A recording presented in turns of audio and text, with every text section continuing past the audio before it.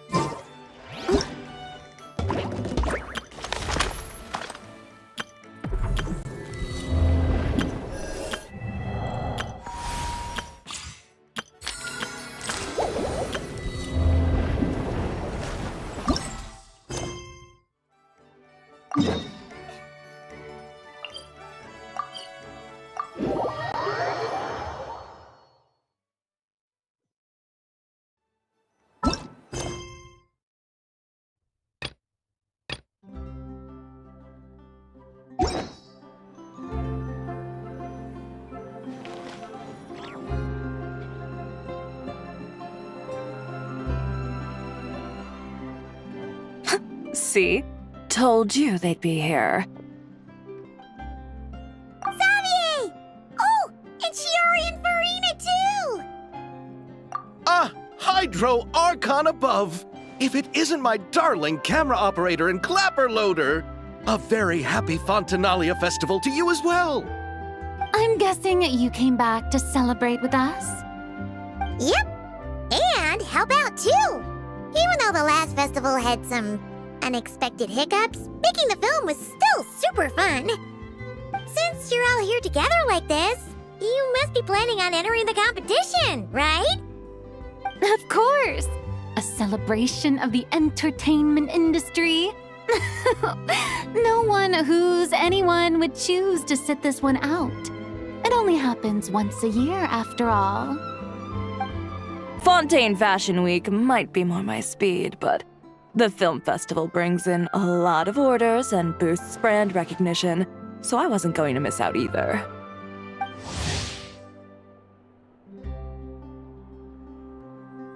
A few new awards have been added this year, too.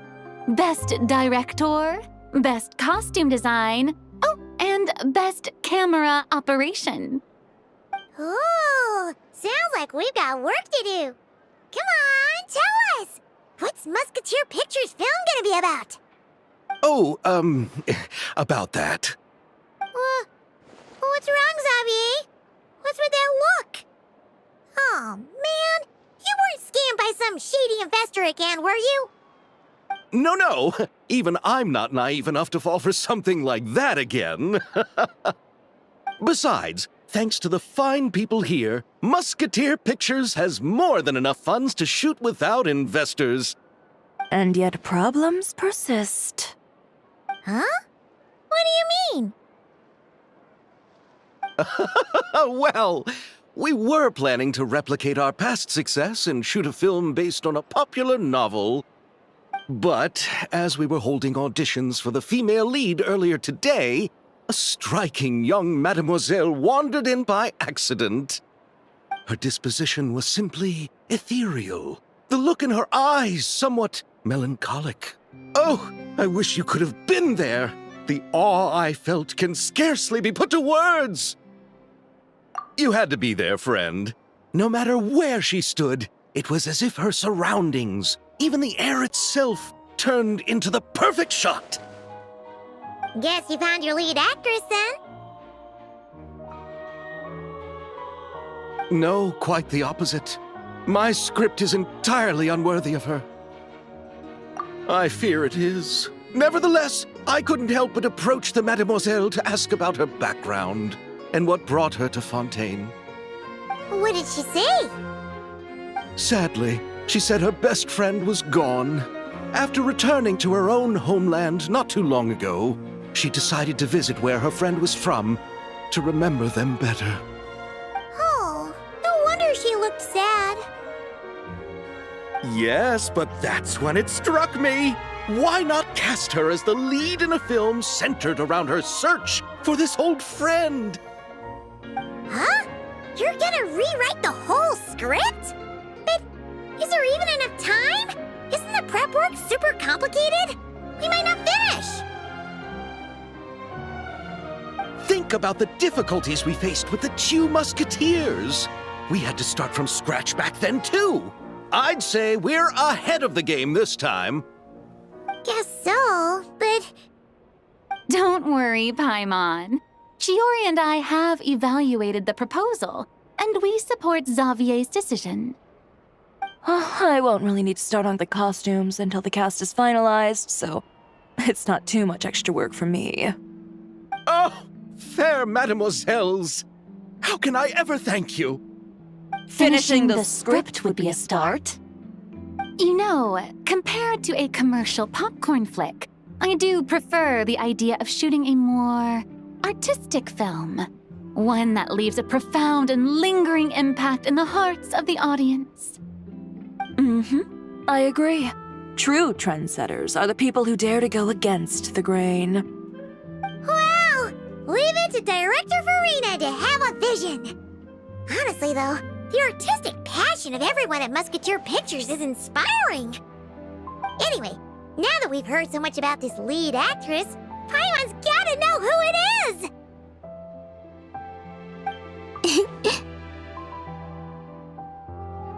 Ah!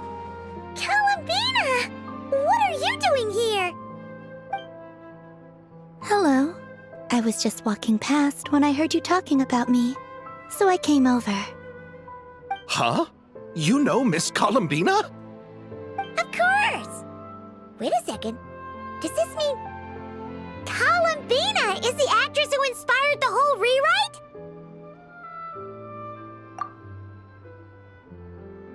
Yeah. Wait, so did you make the trip by yourself, Columbina? Yes. I mentioned how I wanted to visit other nations once things settled down in Notcry, remember? So I went to the curatorium to ask Never for advice. She told me about the film festival in Fontaine and said it might be fun to visit. I spoke to Lauma before I left too, and she thought it was a great idea to get out for a bit. It's just, I received quite different travel advice from the two of them.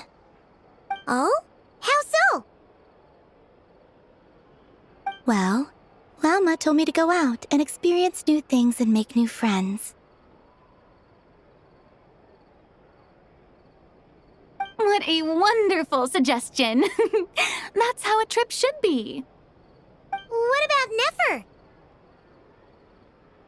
She said, don't trust anyone and don't talk to strangers. Yep, that sounds like her. I can understand that too. It shows this Nefer cares about you a great deal, Miss Columbina.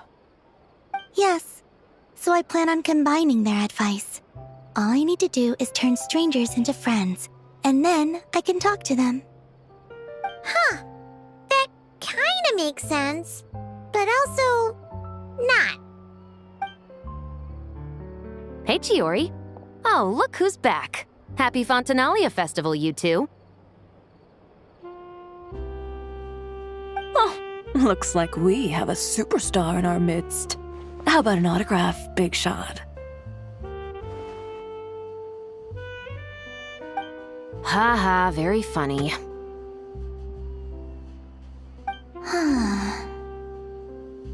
All settled then? Yep, the Duke gave his blessing, and I cleared it with the Udex. During the festival, inmates with good behavior will get a chance to spend some time on the outside. Under the stringent supervision of the Special Patrol, of course. Risley! It's been a while. Happy Fontinalia Festival! Does that mean Veronique and her brother will be at the festival? During a specific window of time, sure. Doesn't hurt to give the inmates something to look forward to. A little sun'll do them some good, I think. This is a friend from your travels, I'm guessing. Thought I heard something along those lines? Right! We should make some introductions, huh? Chevros, Risley, this is Columbina, a friend we met in Notcry. Welcome to Fontaine, Miss Columbina. I bet the weather's been quite an adjustment.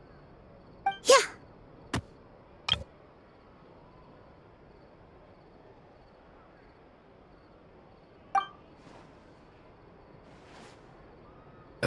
And not the good kind, I take it.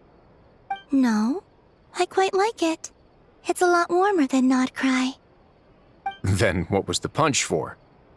Oh, should I not have done that? The flowers that bloom here are so vibrant, and the people are so kind. I just wanted to become friends as fast as possible. Ah, so that was meant as a gesture of friendship. Is that right, Miss Columbina? Isn't that what friends do? Right. Might have been a bit premature in this instance, though. Your friend here is quite the character. Good thing we said something. You weren't seriously gonna go around punching every single person in Fontaine, were you? No, just the ones I wanted to be friends with. That's not... What Paimon's trying to say is, maybe keep the punches to a minimum until after you're friends with someone. If you say so. You're quite the character, Miss Columbina. So, are we friends? Of course. Any friend of the Traveler is a friend of mine. Yeah. Oof.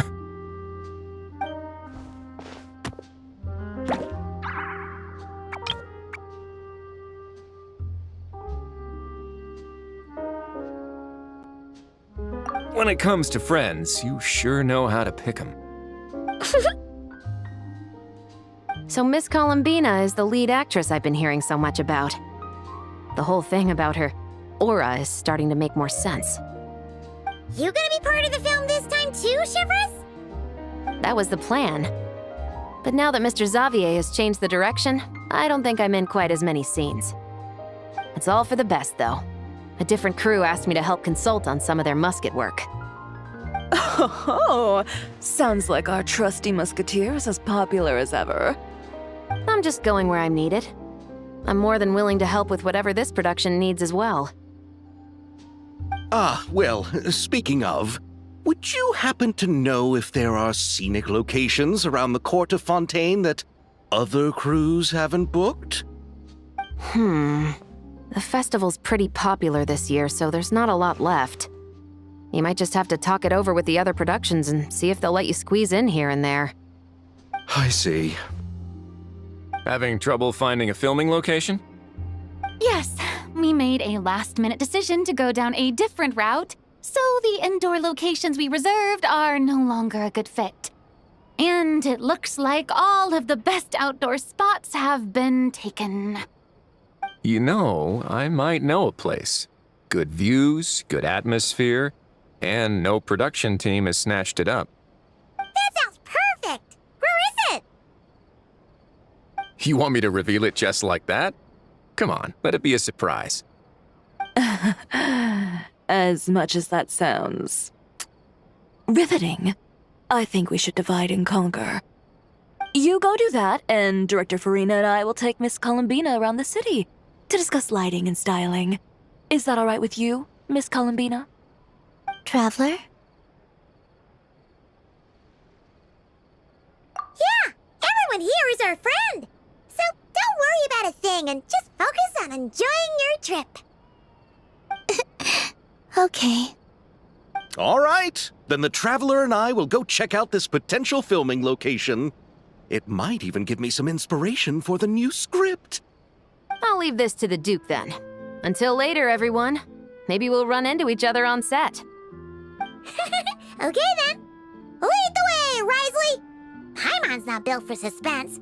Let's get this show on the road! Who said anything about roads? Huh?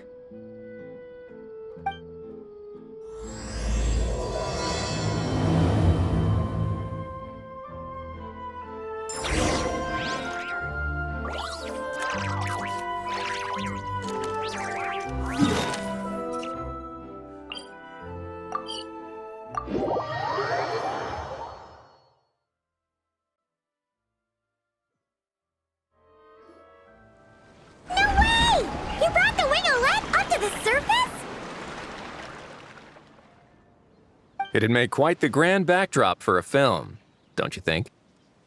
Paimon's more focused on the fact that this thing is supposed to be underwater, inside the fortress of Mirapede. True. And keeping up with the maintenance on a vessel this big is a lot of work. It takes a crazy amount of manpower just to keep it up and running. Oh, Paimon kind of thought it just sat there until you needed it. I wish it were that simple. The truth is, the maintenance costs on this thing are substantial, so we decided to rent it out during the festival to earn some extra mora. Besides, the inmates are the ones who keep it in good shape.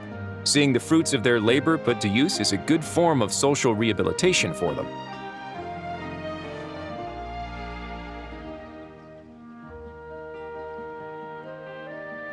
Huh, you've really thought this through. What you think, Xavier? Is this a good place to shoot? Ah, I've got it! Good messieurs and mesdemoiselles, I've got it! take that as a yes. The beginning is the hardest part, and the opening of this film has been eluding me, but now I know just how it should start. Glad to hear it. Thanks for bringing us here, Risley. Don't thank me just yet. This isn't quite a done deal. Huh? Not a done deal as in someone already rented it out? You said no other production teams had snatched it up! This person isn't affiliated with a production team. The rental fee was high enough to scare off plenty of other film crews, but she didn't blink. Made quite the generous offer, and didn't even attempt to haggle. Do you know what she plans to use it for? I'd like to at least have a rough idea before going in to negotiate. I didn't ask for the details, but I did see what looked like a fishing permit and a business license on her desk. My guess is she's planning on using it for some kind of restaurant or aquarium. A floating restaurant is sure to attract people, but an aquarium sounds cool too. The views from the ship make it a great spot for a date. The winglet might not be under my command right now, but it's always nice to see her admired. A film is sure to drum up some good publicity as well. I do hope we can work something out with the current captain. Well, guess we should head over and talk things out then. Best of luck.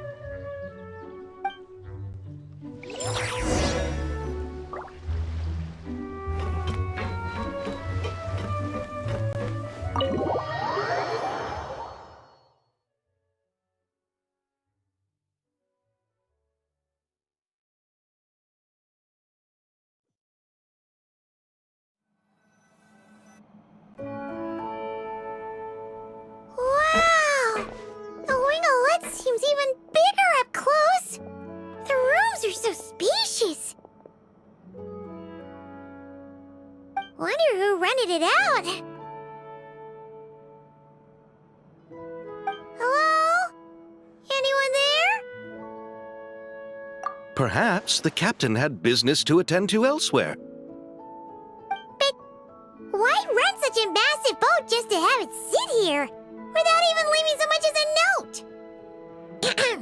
Let's try again. Anyone there? Hello? Seriously? Right now? What is it gonna take to get some decent sleep around here? Is a nap too much to ask for? Ugh.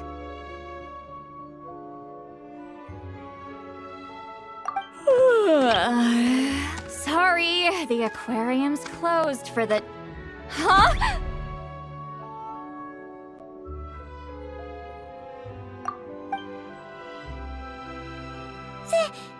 See Lolly?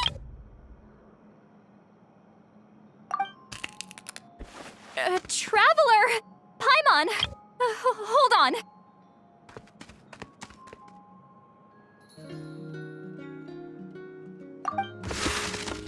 Oh, this is just great! How am I gonna go out dressed like this? Oh, what happened to my regular clothes?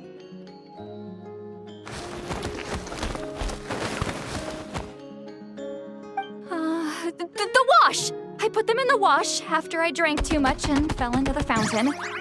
Oh, this can't be happening! Am I seriously gonna go out like this? Think we might have caught her at a bad time. See Lolly? I don't wanna hear it. Hear what? A single word about what I'm wearing. No comments, none. Is that clear? Oh, yep. Crystal. Huh? You think so? No, wait, I told you not to say anything! What was... Her thoughts. I heard her thoughts. How could I forget about that? Oh, this is so embarrassing. I seemed a little too pleased to get that compliment, didn't I? Wait, the mind reading went both ways. Does that mean the Traveler's hearing all this too? Oh, you clearly did! Huh? What did we do? Paimon's not following. Nothing. It's nothing. Let's just move on. Did you need something? You're not here alone, I see. Hello, I'm Xavier, a film director and producer from Fontaine. I meant to introduce myself sooner, I just didn't want to, interrupt. No wonder we ran into each other in Fontaine of all places. You must also be in town for the festival then. That's right.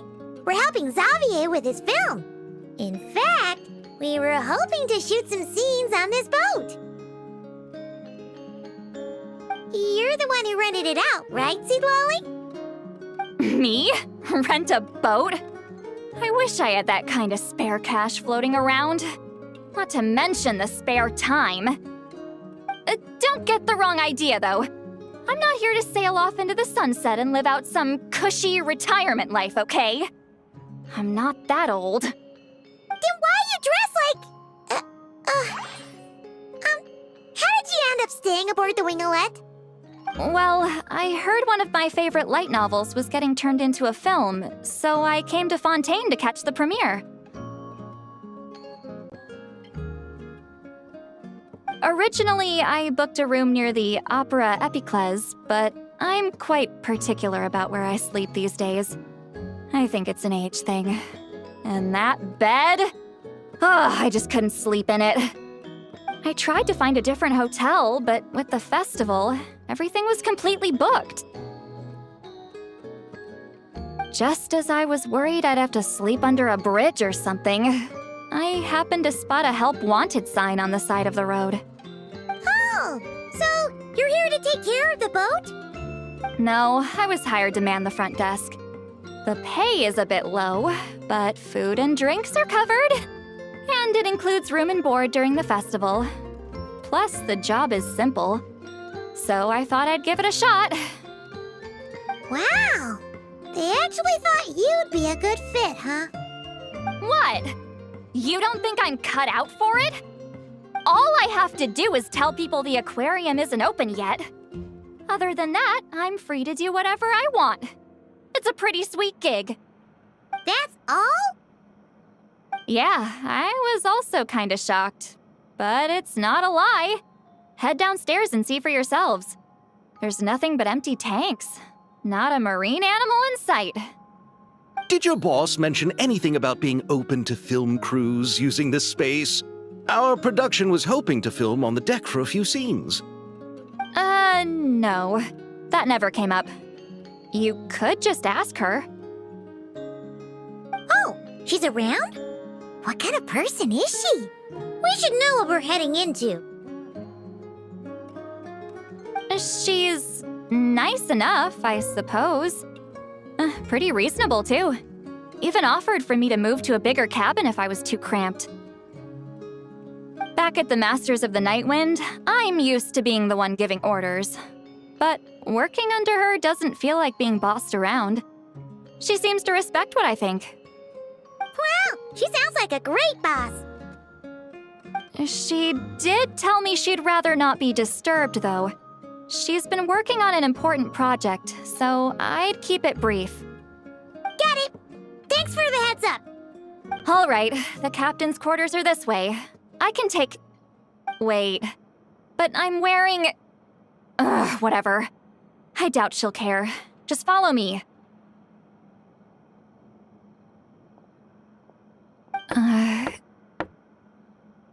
Miss Guillotin? These visitors were hoping to ask you about something.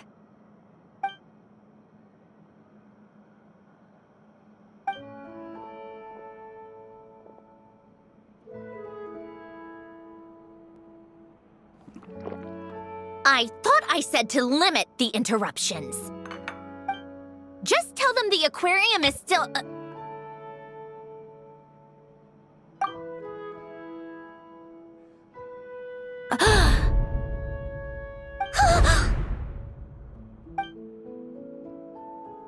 Sandrone, you're here? Huh? You know each other? Are you okay, Sandrone? Do you still remember us? Everyone was so upset after what happened. We all missed you so much.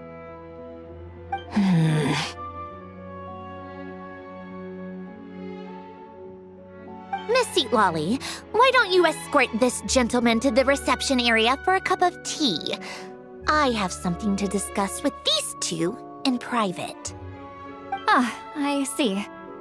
Right this way, Mr. Xavier.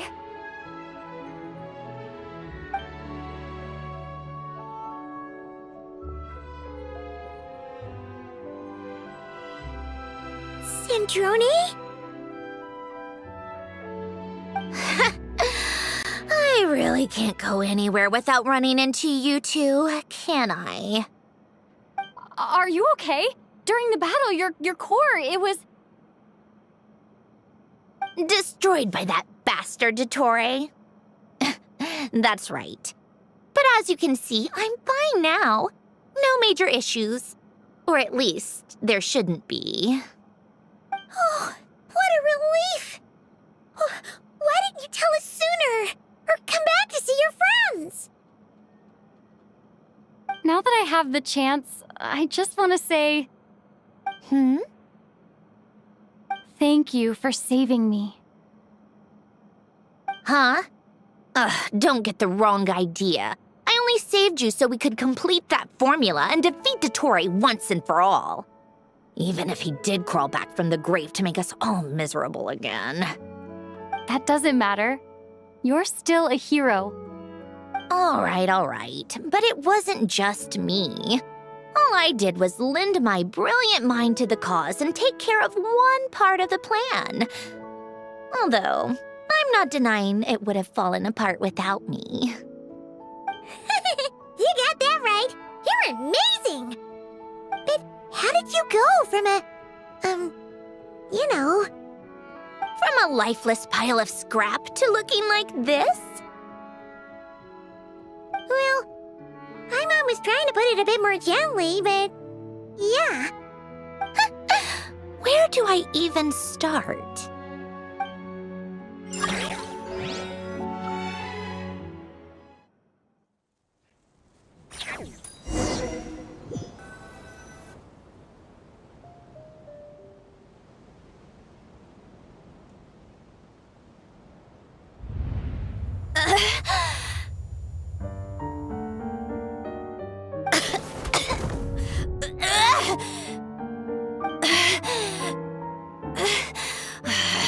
Curse it all!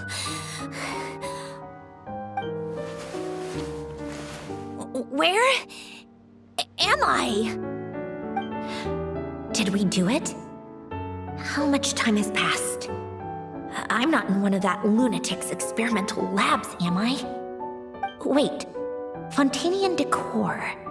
Books from the Research Institute. Phew. One thing at a time. Initiate self-diagnostics. Assess the extent of the damage. Cut power to compromised, non-essential components. Then reconstruct available action modules. Severe damage to the core. Dottore, you bastard. Polonia?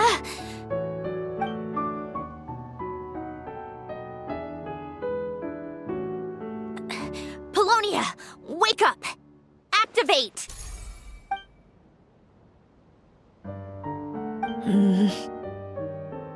You're in even worse shape than me. Internal gears and energy circuits are barely intact. Extreme damage to the core, just like me. Rebooting is off the table. Even if I could repair the damage, I don't know if... used up all your critical energy in those final moments, didn't you? To protect the core of that guy in the hat and the numerological array. Wait, the array. Yes! The prototype is still here. But can I even run it in this state? Whatever.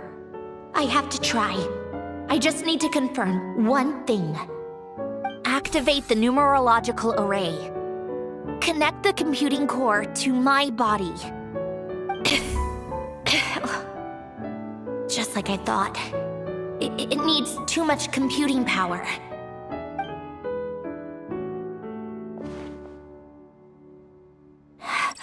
Cut off power supply to all functions except the thinking module. Please. I just need to ask one question. Initiate query regarding the 3 moon sisters. How many living moon goddesses are there in possession of the Trilunar Authority? 1. It worked. You did it, Columbina. You made it back. But how did I survive? The self-diagnostics showed damage severe enough to shut me down for good. What triggered the reboot? A built-in message? Only visible after a core reboot? The final gift. Lynn! Were you the one who gave me this second chance? But why now? What activated it? What is that? A vision? Wait, no. It's a stellar linchpin?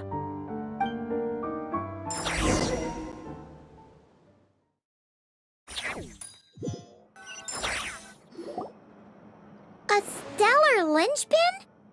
What's that? You can think of it as a rare kind of vision. As for what causes one to manifest, well, that's still unknown. But in Snezhnaya, or in Afatui's research at least, it's believed to have some connection to the third descender. The third descender? We knew his remains were used to create the Gnosis, but this is the first we're hearing about a stellar linchpin. You knew about the remains? Right, of course. Look who I'm talking to. Yes, the Heavenly Principles used the remains of the third descender to create the 7 Gnosis as a means to consolidate the Archon system. Visions result from that same system, so extrapolating from there, it's clear that the manifestation of a vision is also, to some extent, related to the third descender. Still following?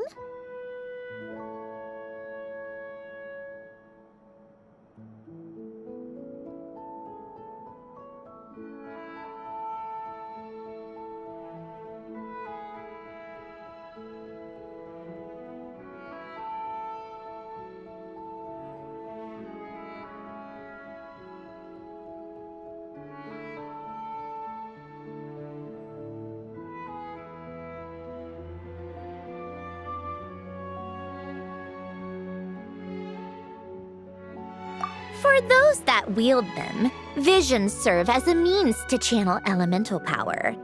The same is true of stellar linchpins. The difference is that, when wielding elemental energy, stellar linchpin users often exhibit a unique kind of power that seems to come from beyond to that.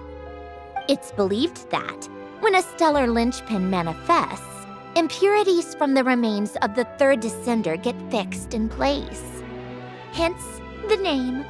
That's also believed to be the source of the strange power I just mentioned. We've heard that visions can appear when someone has a really strong wish or desire. Stellar linchpins sound kind of similar, so does that mean... Huh? Oh, don't look at me like that. I've never had any grand wishes or aspirations. just a list of things that drive me up the wall. So if you're asking why this thing appeared, I have no clue. All I know is that without it, the gift Alen left me, this built-in second chance, never would have triggered. The damage to my core was too severe. But thanks to the stellar linchpin's manifestation, it did trigger. And after my core rebooted, I was able to repair the damage to my body. I also managed to import the numerological array, along with some of Polonia's surviving algorithms, into this form. Wait, does that mean Polonia is... Yes. Unfortunately, Polonia is... beyond repair. Oh, we're so sorry to hear that. But you also mentioned something about a final gift? Yes. Alen often spoke to me about wishes and desires when he was alive. I suppose he thought there might come a day when I wished for something, and was willing to sacrifice my own life to fulfill it. So he left me a chance to start over.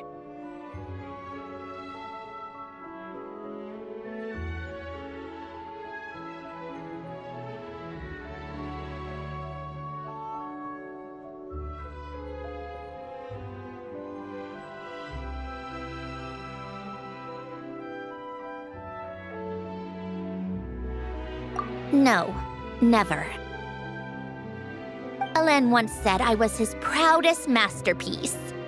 That might sound boastful coming from me, but it's also an undeniable fact.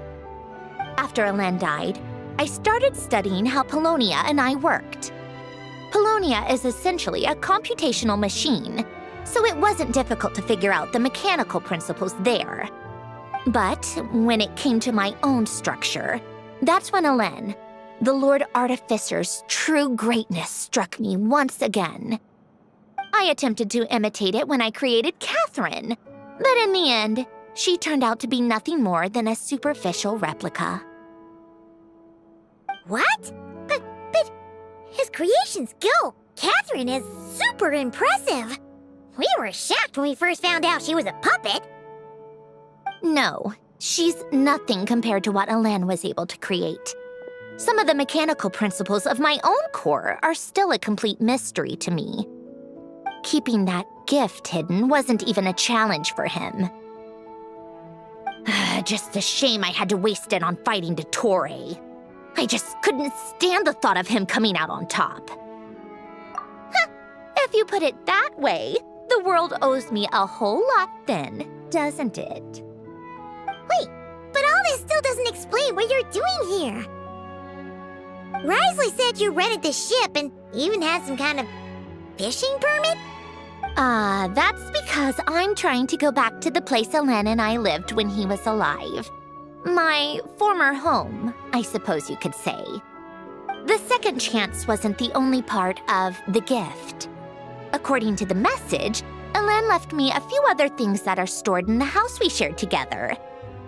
I'm hoping that whatever he left me can help fix certain anomalies in my rebooted core, and help me understand why I received a stellar linchpin in the first place.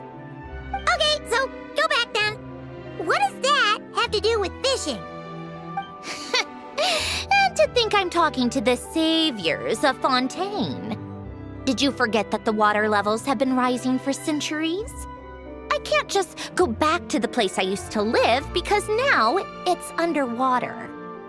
Oh, right. With the rising water levels and changes in terrain, it's not just a matter of finding where it is, but also clearing away any sediment or debris. But Fontaine law prohibits unauthorized individuals and organizations from excavating underwater ruins. A Melazine caught me the minute I even made an attempt. Why not apply for authorization then? And face the endless slog of Fontanian bureaucracy. No thanks. Besides, I'm a Fatui harbinger. The diplomatic implications alone would be enough to give the gestionnaires at the Palais Mermonia a headache. A fishing permit, on the other hand, isn't difficult to obtain at all. Minimal paperwork required. And under the name Guillotin, the application was a cinch. So you're exploiting a legal loophole? Am I? That underwater home belongs to me.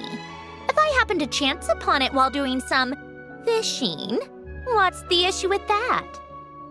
Of course, I do have to catch some fish to put in the aquarium, just in case the gestionnaires come to check up on things. That's also the reason I hired someone to man the front desk. Huh? But isn't that kind of a waste? You went to all the trouble of getting a business license and rented out this giant ship, just for show? If you want to run an aquarium that bad, be my guest. Use the facilities however you want. I'm certainly not going to stop you. All I want is to go back home and see what other gifts Alain wanted me to inherit. Hold on. Enough about me. What are you two even doing here?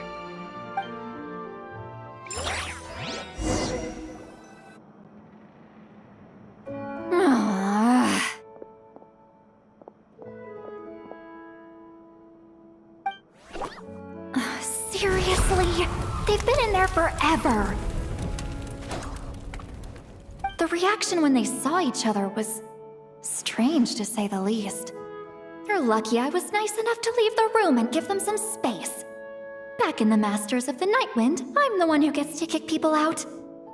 I just want to know what they're talking about. Should I cast a little eavesdropping spell? Oh, no, what am I thinking? I'm Granny Eastley, the great shaman of the Masters of the Nightwind. I can't do something like that. This is just ridiculous. Making me wait out here for so long? Where's their respect for their elders? Oh, here they are. Were you back there arguing or something? What took you so long?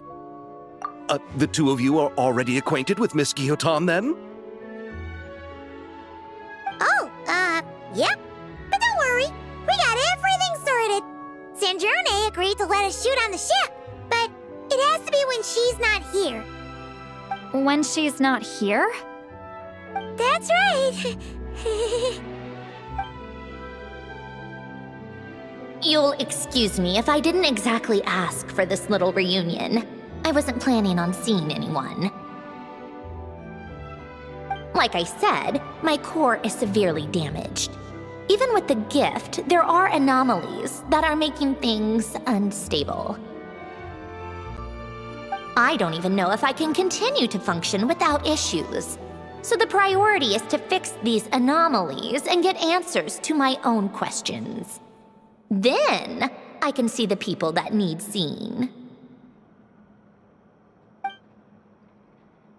Anyway, just let Sandrone know when you plan to film Xavier, and she'll, steer clear. I do hope I'm not causing Miss Guillotin too much trouble. No! She just wants to keep a low profile for her own, complicated reasons. She doesn't want anyone else to know she's here. Understood. I'll be sure to keep that in mind. Oh, and St. Lale? Huh?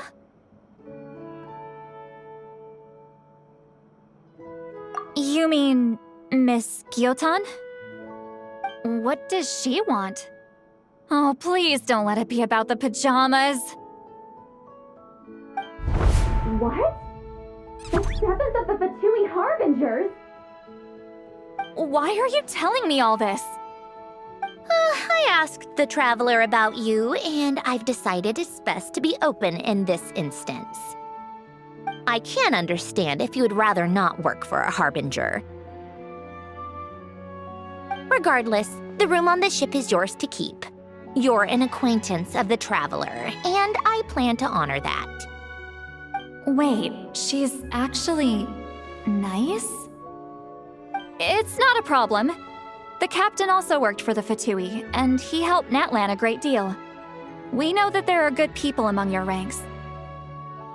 Besides, I've been around long enough to know what it means to earn one's keep. This isn't Natlan, and I don't expect special treatment. Besides, sitting at a desk isn't exactly back-breaking work.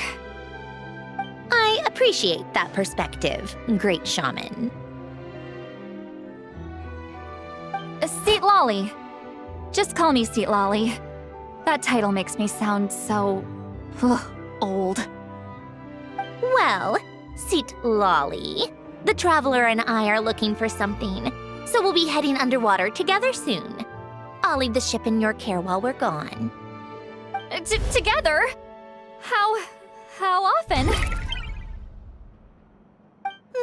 Not too often. We're heading out in a bit, but I'll be available if you need something. You couldn't, go alone? I wanted to, but she was concerned about my physical well-being, so she offered to come with. Guess my mental well-being means nothing then. Huh?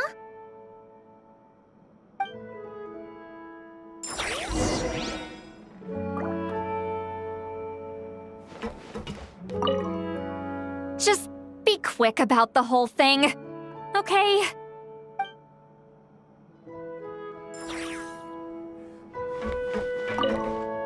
Miss Guillotin is so generous.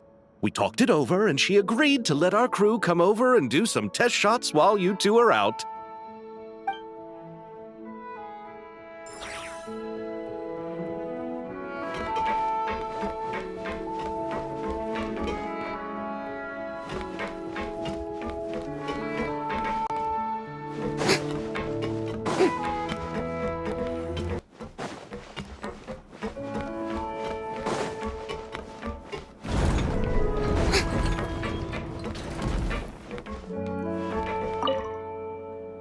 All right.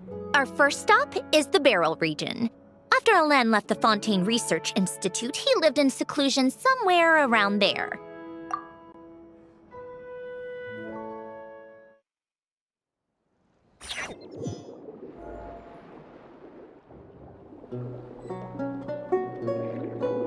Huh. This place has changed a lot. Guess I really have been gone for a long time.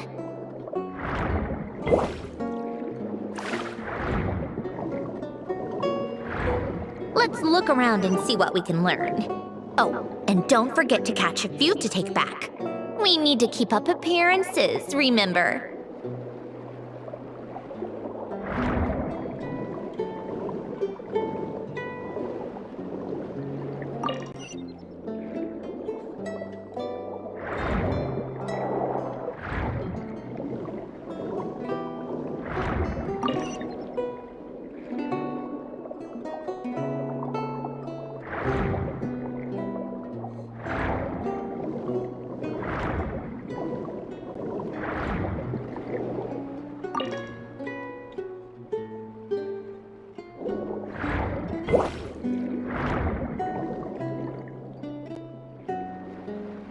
Poisson isn't too far from here, right?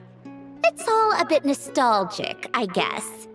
Back when I lived here, all this was still above water. All right, I have a general understanding of the terrain changes and sediment accumulation. We can stop here for now.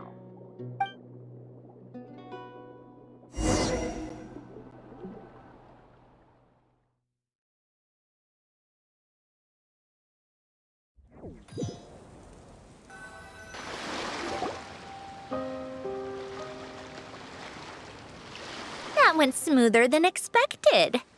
I appreciate the help. No problem. You doing okay though, Syndrone? Seeing your home look nothing like you remember, that can't be easy. I'm fine. Times change. People change. That's the one thing you can actually count on. I made peace with that a long time ago. You should head back and put them in the aquarium tanks. We finished ahead of schedule, so your crew is probably still on the ship. I'll follow in a bit. Right. Xavier said he was gonna test out a couple of shots. I'm sure. I want to take another look around on my own. Okay then. Want us to let you know when the filming is done? No need. Columbina relies on Kuvaki to perceive her surroundings. In Nodcry, her senses are heightened because Kuvaki is everywhere. But here, as long as she doesn't activate her abilities, her range of perception should be equivalent to an average person's line of sight. I figured that out back in Snezhnaya. That's oddly specific. I have hiding from her down to a science. So, what? Things might be a bit different now that she's merged with the Moon Sisters, but I doubt there's been a drastic change. The point is, you two can head back. Don't worry about me. Okay, if you say so. Come find us on the ship if you need anything.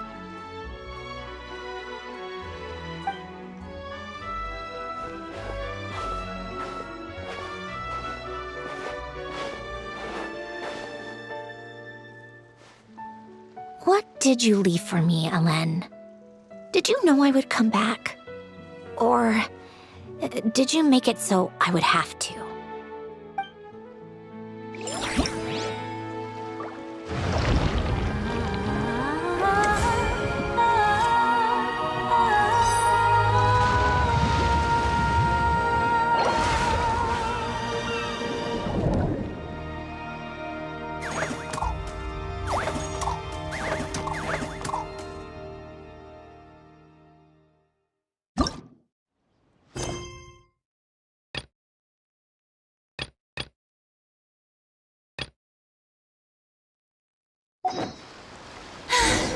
Being too popular can be such a hassle. Who knew the people would adore me so much?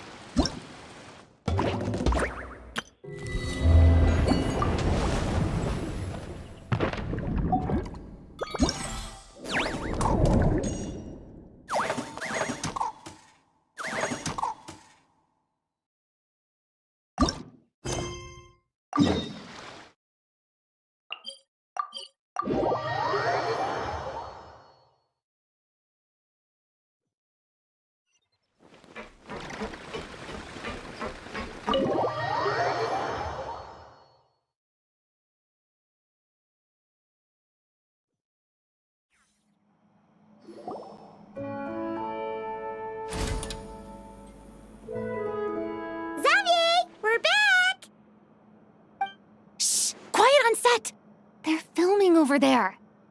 Oops, sorry.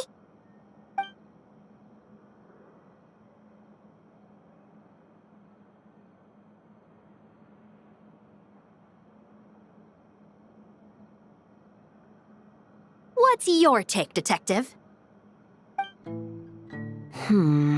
Bullet wound to the chest. Gunpowder residue on the clothes. The victim must have been shot at close range. You think it was someone they knew? Yes. It's possible the suspect arranged for them to meet at this very spot. A reasonable deduction. But you're overlooking a crucial clue. What? The victim's pocket watch is missing. And cut! I think we got it! Good work, everyone! Phew, finally. Acting was nerve-wracking for me when I first tried it too. Just loosen up, and you'll get used to it in no time. Severus! Charlotte!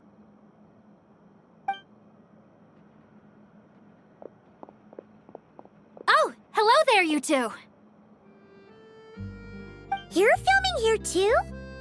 Oh, so Charlotte's crew must have been the one that asked you to help out, huh, Severus? Yep. They heard about a potential filming location and wanted to come check it out. But when we got here, your crew had already beaten us to it. Luckily, Xavier and our director, Lapine Pauline, go way back. In the end, we agreed to just share each other's filming locations. Considering all the last-minute changes, that's just what Musketeer Pictures needed. For sure! Based off the scene just now, you must be the star of the film, Charlotte! You bet! This detective costume really suits me, don't you think? Oh, for sure. You're already right at home lurking in the shadows taking pictures of this and that. Add a notepad and you're practically method. Thanks, Miss Chiori. I appreciate the compliment. That didn't sound much like a compliment to Paimon. So this is a film set? It looks like a very happy place. This must all be quite new to you, Miss Columbina. Yes. I watched a few films with a friend once, but she thought there was no point if I wouldn't open my eyes. So she stopped inviting me. Looks like I missed out on a lot. True, but being an actor seems like a tough job. Huh? Most people would swap lives with an actor in a heartbeat. The lifestyle is so glamorous, and the pay is more than generous. But they have to act out lives that aren't their own, with the whole world watching on in judgment. If they don't do it justice, it must feel like they're letting people down. That's exactly how it feels. This young lady has quite the unique perspective. Well, that's true. But these actors are here because they want to be and they think it's fun. Most of them, at least. Not to mention, the film we're shooting is based entirely on you, Miss Columbina. You just need to be true to yourself. I don't have to pretend to be someone I'm not? Not at all. Authenticity is what we're after. For example, this first scene opens with you on the boat, sailing to your friend's homeland. You just need to think about that moment in the story and picture how you would feel. Oh, okay.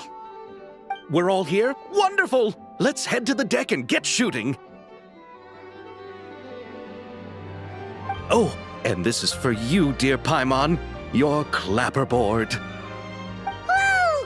Is this the same one Paimon used for the Two Musketeers?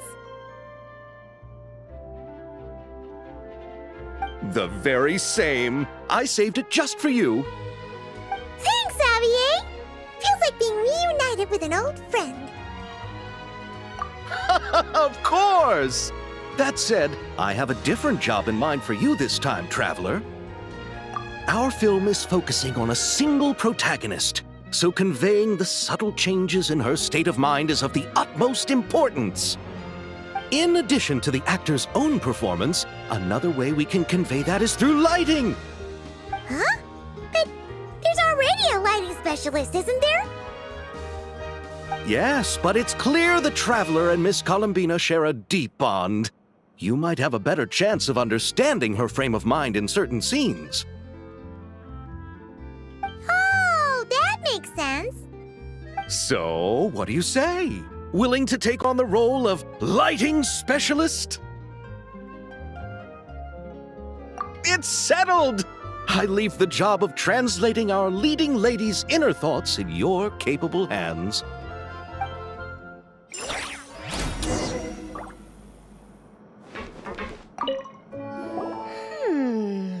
Seeing all the sets in place, things are looking even better than I expected.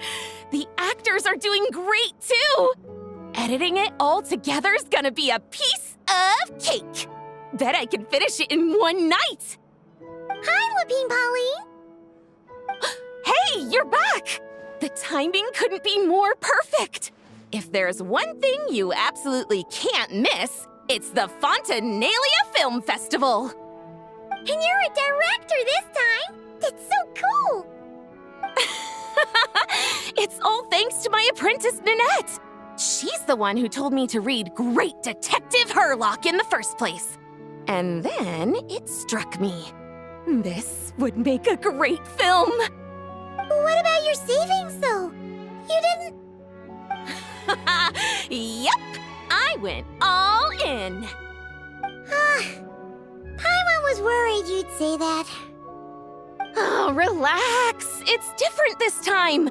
I met director Xavier back during my camera outsourcing days, so I got to know the industry a bit. I know exactly what our film needs and what the fans want to see. So be sure to check it out. I'm confident we've got a winner on our hands. Sounds like it. But we've got some filming chops ourselves. It's definitely still anyone's game. Then may the best film win.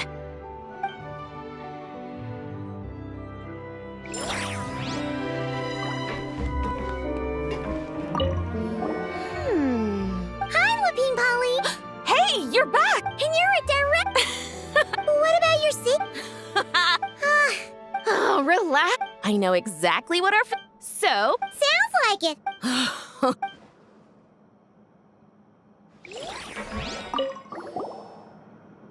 Oh, I didn't expect to run into you two on set. Happy Fontinalia Festival. Nice acting back there, Charlotte. Thanks. I'm, usually the one behind the camera, so it's actually pretty nerve-wracking being the center of all that attention. But I've known Miss Lapine Pauline for quite some time, so we work really well together. Miss Lapine Pauline prefers to assign roles based on our own personalities. She'll even adjust the script to make it a better fit. The scene from earlier was just me and Chevraz, but Navia and Emily are also going to be taking part. Ooh, that's quite the lineup. Your film's leading lady also seems like quite the score. Just on first impressions alone, it's clear she's someone special. Guess we'll just have to wait and see who wins Best Picture and gets to go home with the Farina Award.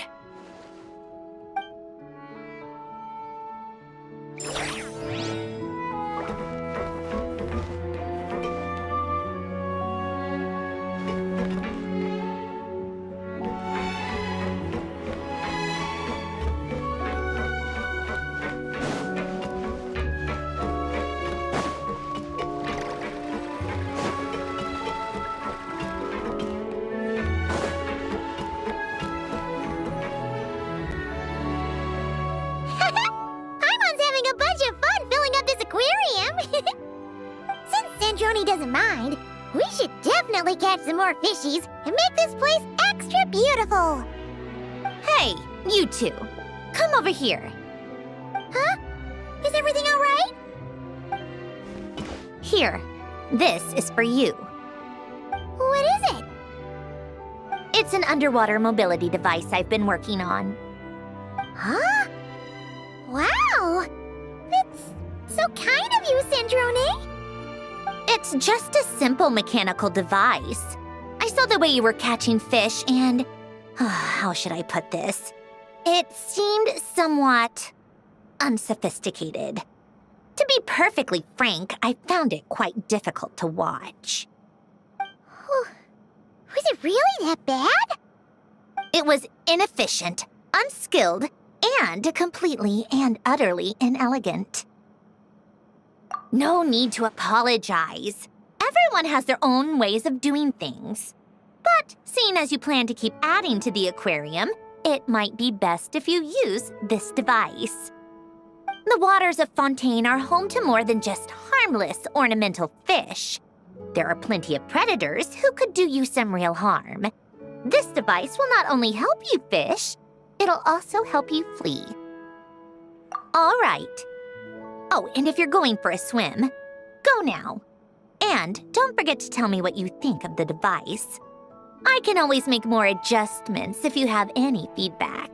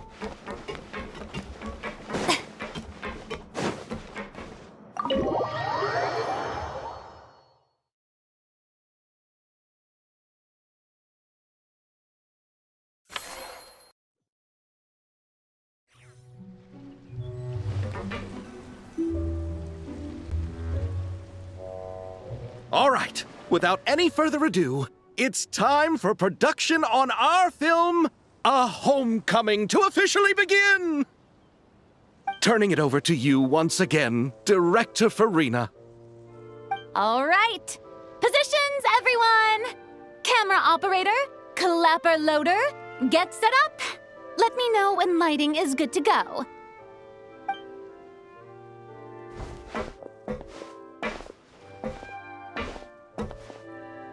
All you need to worry about, Miss Columbina, is hitting your mark. Other than that, just focus on immersing yourself in the emotions of the moment. Okay. Good. Lighting, are we ready?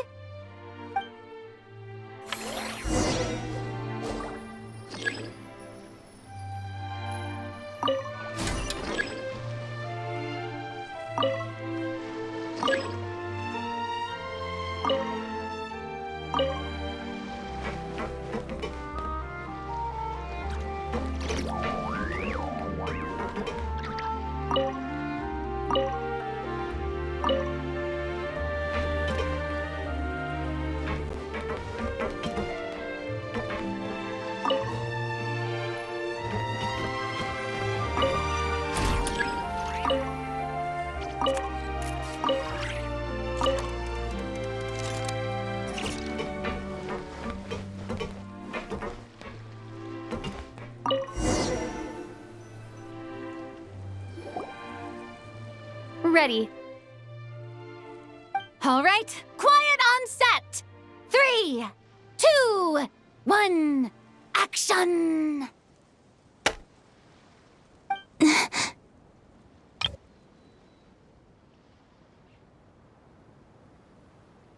This is her homeland.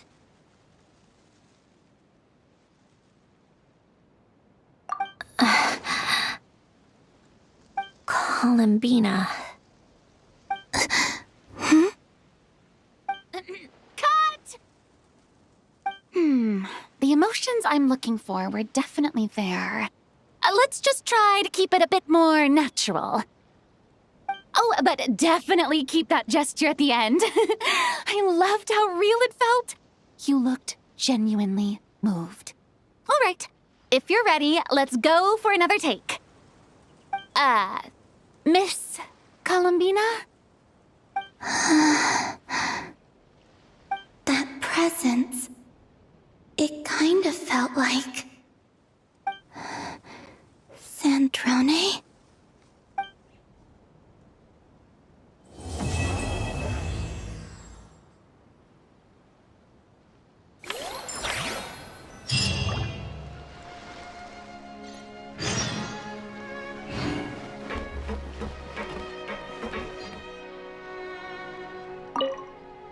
Terrific performance, Miss Columbina!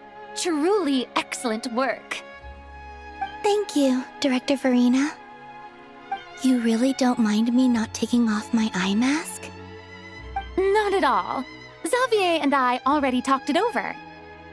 The character is based on you, so there's no need to change what you're accustomed to doing.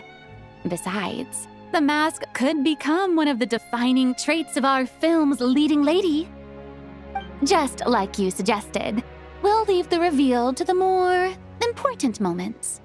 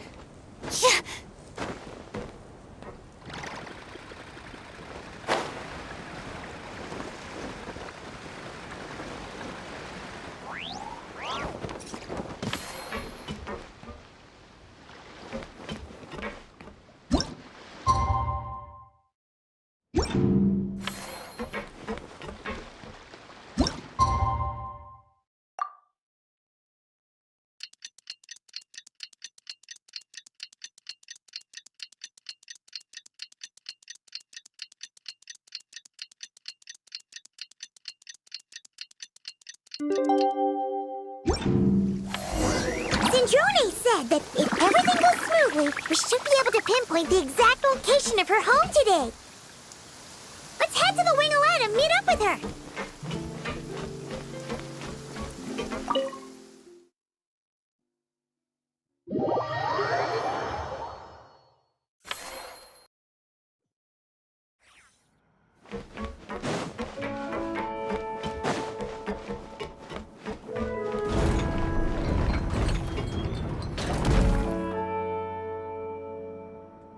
Ah, you're here. We should get going then. Xavier and the others should be filming soon. How's it going? Have you managed to figure out the location of your home yet? I've narrowed down a few potential locations. We just need to take a sample from each one. Once the equipment analyzes them, we should know the exact location and where to find the entrance. Great! We should get started then.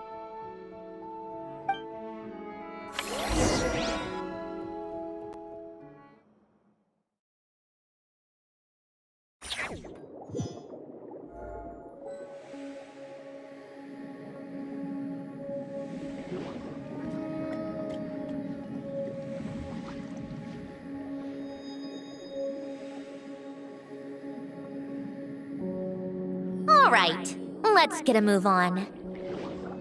That should do it. Let's head back. The filming should be just about done. We made good time.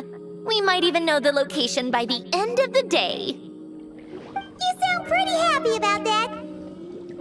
Do I? I suppose I've just had enough of these anomalies I've been dealing with. The sooner I can fix them, the better. Anyway, enough chit-chat. We have work to do. Oh, but let's head in through the side door. I don't want to run into the crew on the deck.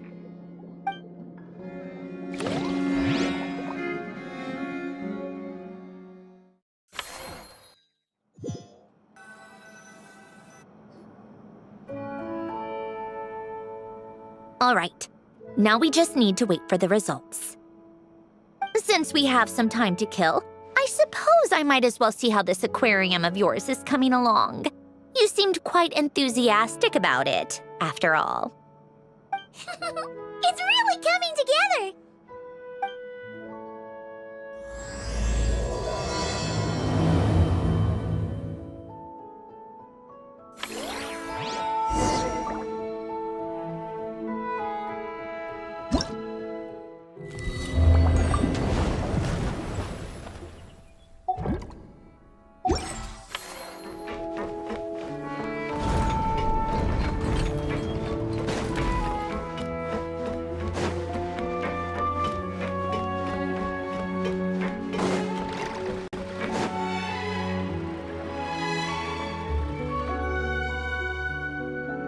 Oh, kind of impressive, actually.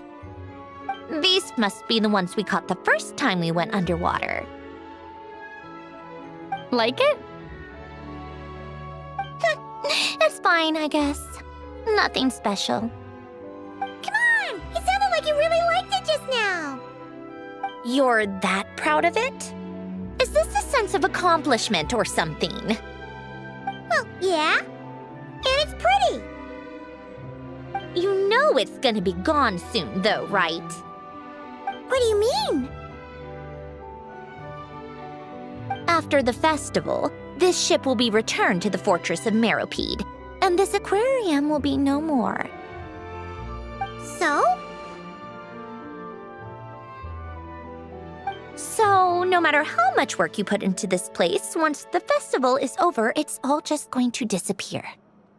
But not making the most of it when we have the chance is an even bigger waste.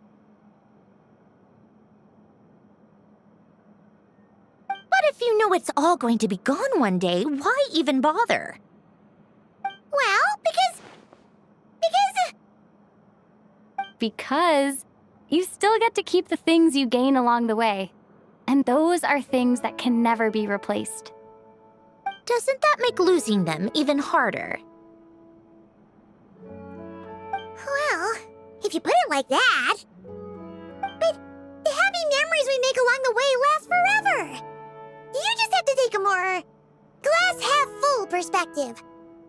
Not to mention, everything we do here is gonna be on film, so it'll still live on in some shape or form. And when you look back on it, only happy memories will come to mind. Exactly! So it's about finding joy in the process itself.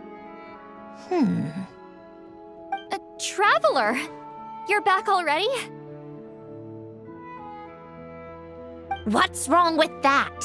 You say that like it's terrible news or something. How did you get here? I didn't see you on the deck.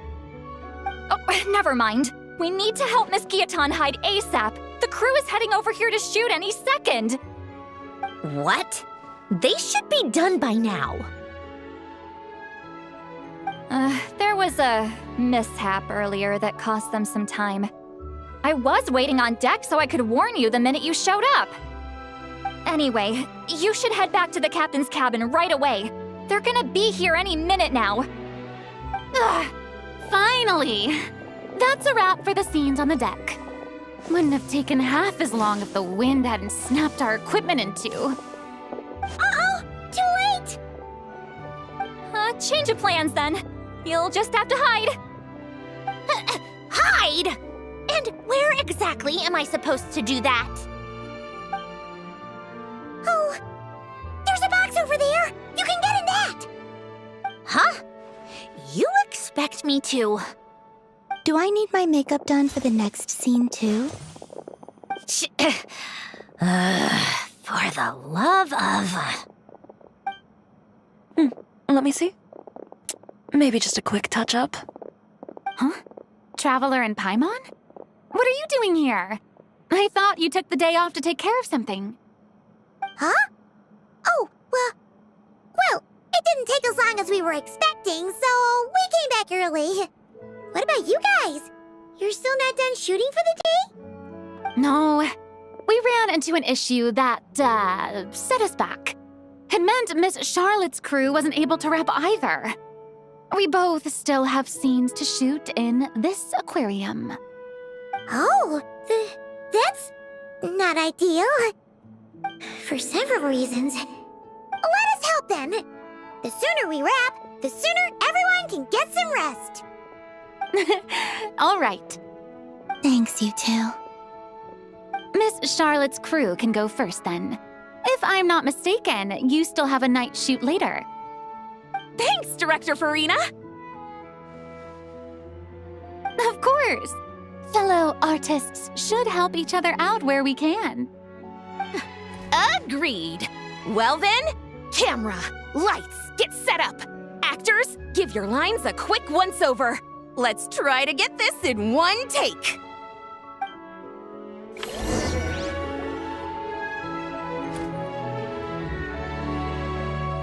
All right, places, everyone! And 3, 2, 1, action! So, the story ends like this.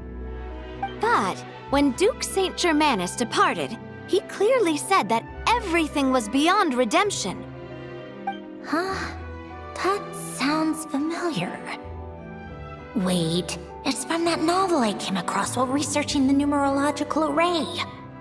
He's only a genius when it comes to mechanics, and everything else, he's just an ordinary person. Huh?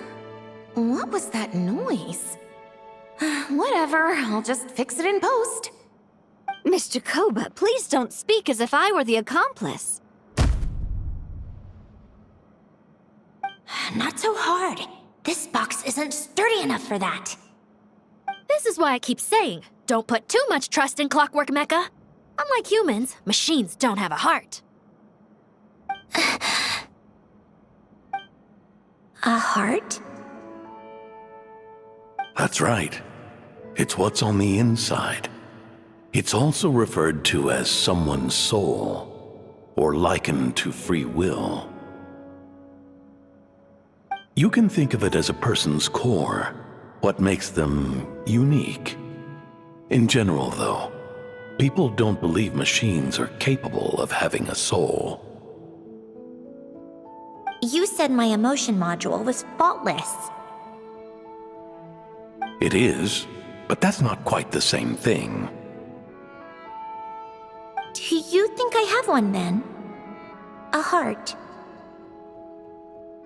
I don't think so.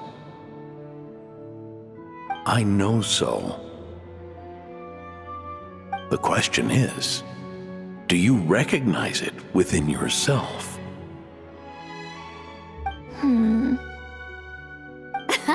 That's where you're wrong. I can't believe this. Forcing me to hide in a box and listen to this drivel. Me. In the end, clocks tick through tranquil years. Fish swim in crystalline springs.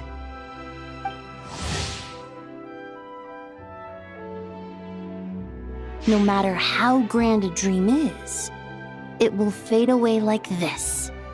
Forlorn, wordless, silent. And cut. That was a long one. What did you think? If she makes them do another take, I'm going to flip a lid. And not just the one to this box. Oh, there were some weird audio things going on, but acting-wise, it was great. It's a keeper. Perfect. That means I can get out of this box. It's our turn. Camera operator, set up for the next scene.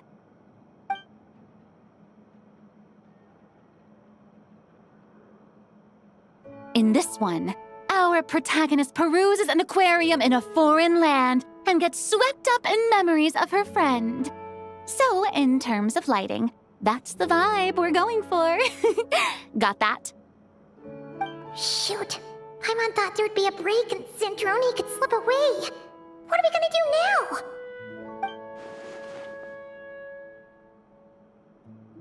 break a leg. Yep, we're headed off to shoot our next scene.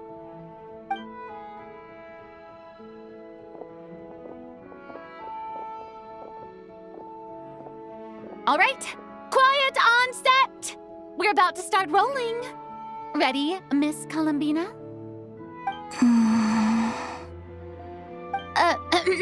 Miss Columbina? I think she would like this. Quick, we should roll on this. It doesn't forage with the others, or prey upon its smaller kin. Instead, it remains where it is, cradled in the coral's quiet beauty, as though the raging cyclones above are of no consequence.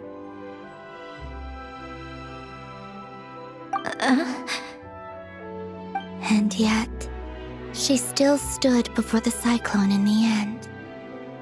So I think that story has it wrong. She is no different than us. She has a heart.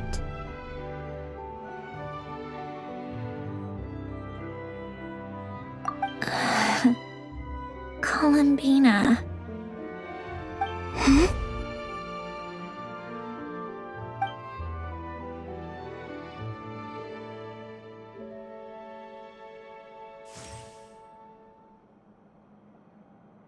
Uh-oh, is she onto us?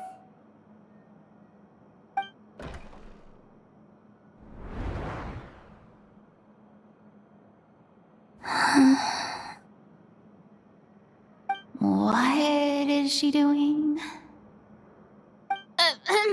Cut! You okay, Columbina?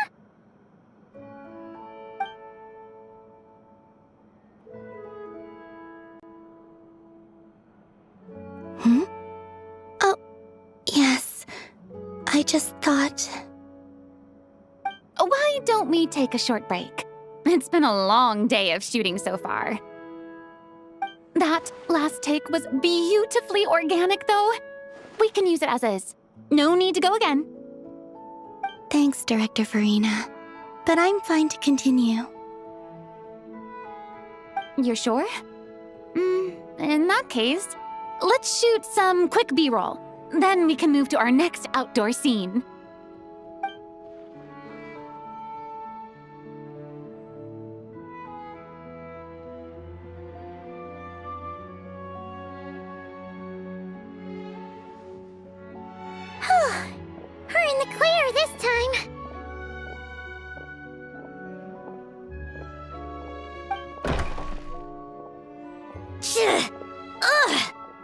absolutely suffocating. You okay, Sandrone? Right as rain. Come on, let's go check the test results. It's time for me to go home.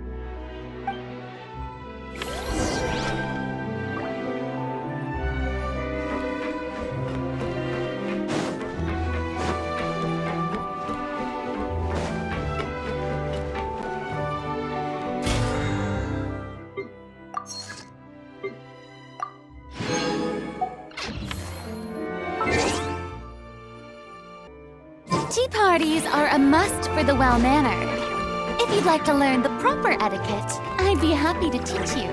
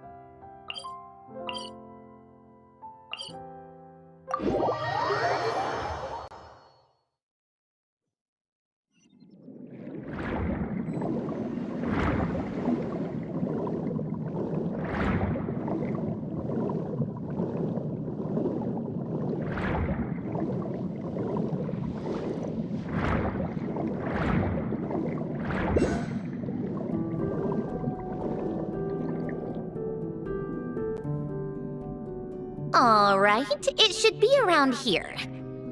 Give me some space. I'll activate the water insulating mechanism.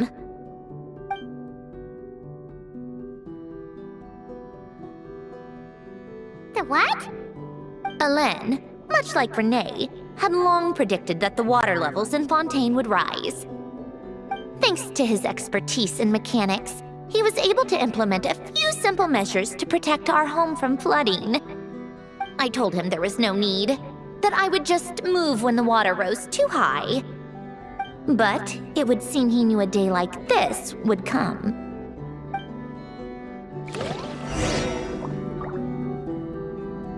All right, the silt has been cleared away.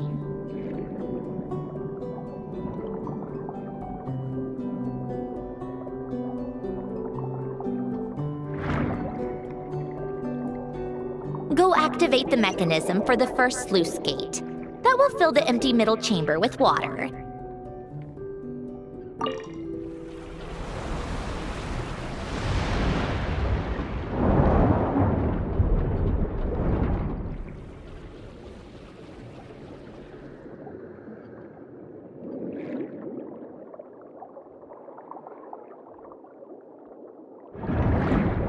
All right, now turn on the drainage mechanism in front of the second sluice gate, and this chamber will become empty once again.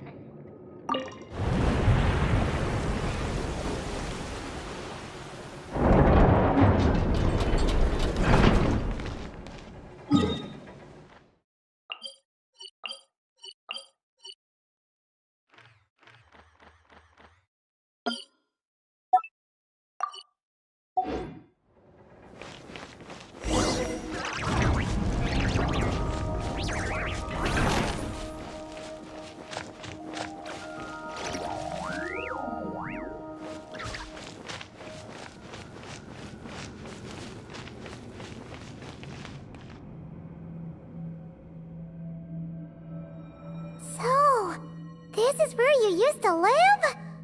It's beautiful! There's even a garden! Back when I lived here, it was my job to tend to the potted plants and flower beds. Still growing strong even after all this time. Who would have thought? If the weather was nice, I would take Alain out in his wheelchair and we would go for a walk. Before long, we started bringing Polonia along too. Come to think of it, I was the only one who could get around easily back then. Polonia always got stuck at some point, and it was up to me to launch a rescue mission. Happy? I suppose they were. Uneventful, but pleasant. Repetitive, but peaceful. It was like living in a world where time didn't exist. Of course, that was all just an illusion. Death still awaits all of us at the end. Oh. All right, enough standing around. Let's head inside.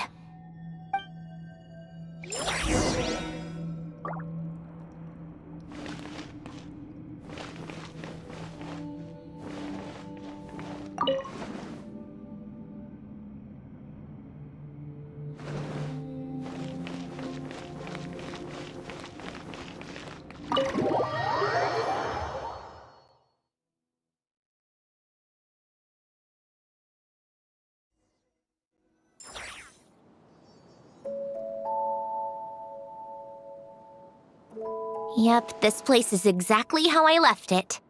Nothing has changed. What is it? Huh? How did you get... Oh, Arlecchino gave it to you, didn't she? And you... read the whole thing. Just so you know, a lot of that was written a long time ago. At that very desk, to be exact. Anyway, since you've already read it, you should just hold on to it. I can always start a new one. Well, feel free to look around. I'm going to start looking for the gift Alen mentioned. Oh, but be careful with the stuff around here. I'm not saying you can't touch anything. Just try not to choke on the dust.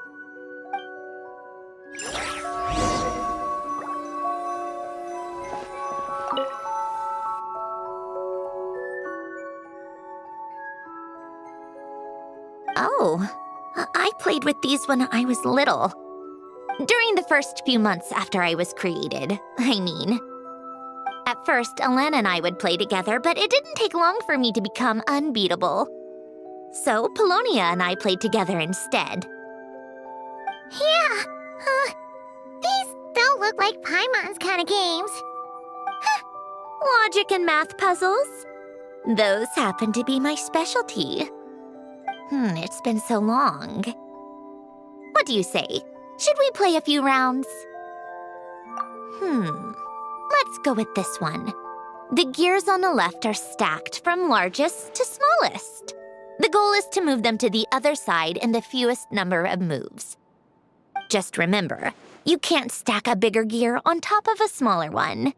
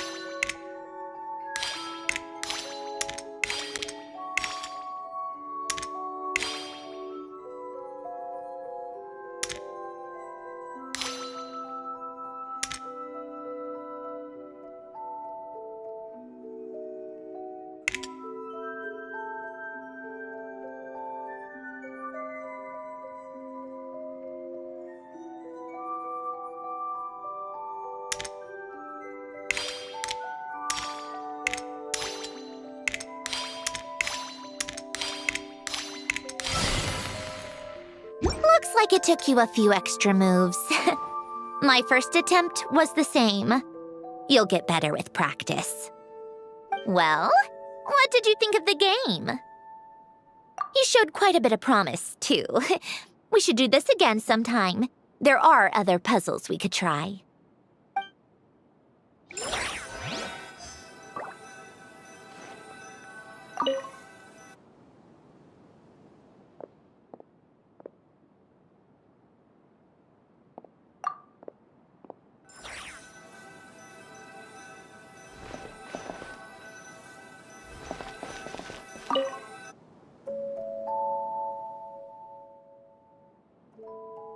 Oh, these are some of Alen's drafts from his later years. Just casual doodles, really. And these are just some unimportant letters. I couldn't be bothered to sort through them before I left.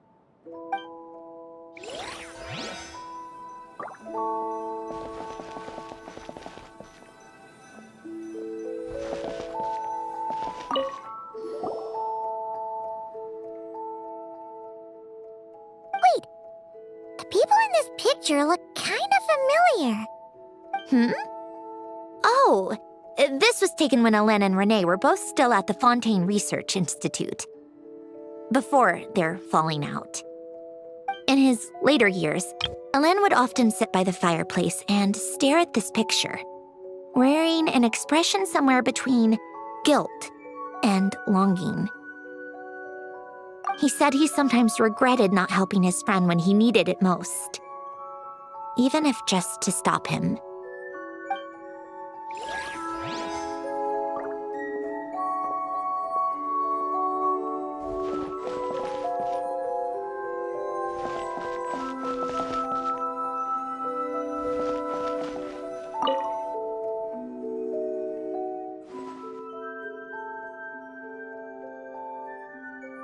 This was Alen's workbench. Later on, of course, it became mine. It's where both Polonia and I were brought to life. Before Alen was bedbound, this is where he would teach me about mechanics. I would sit and listen, chiming in with questions here and there. Later on, when he got too sick, I took over and would work on Polonia here.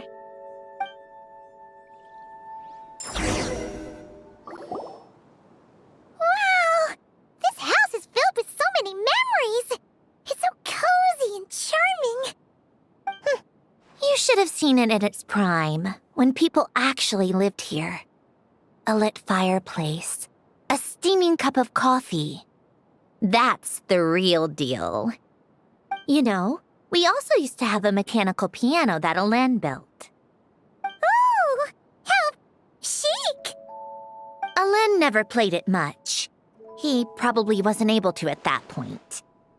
But I managed to teach myself. Music theory is essentially math, after all. Once you learn the patterns, it's not really that difficult. I loved perusing Alen's collection of classical music. The chords and harmonies felt like individual mathematical puzzles. It was fascinating, so I did some composing as well. But as Alen continued to deteriorate, even the sound of music began to grate on his nerves. So I got rid of the piano. Aww. Back then, I assumed a piano was like an ordinary clothing rack, commonplace in every home and easily replaceable. It was only after I left that I realized how hard a good piano is to find.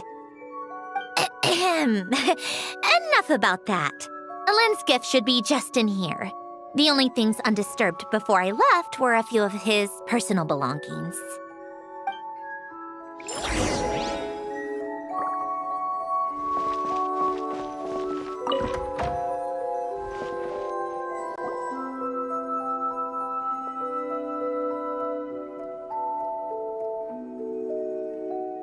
Wait, there's a hidden compartment at the back of this box. Looks like it's locked with some kind of gear mechanism. Knowing you, Alen, I'm guessing it goes like this, then like this. Got it. Am I a genius or what? Let's see here. A box? Well, you gonna open it?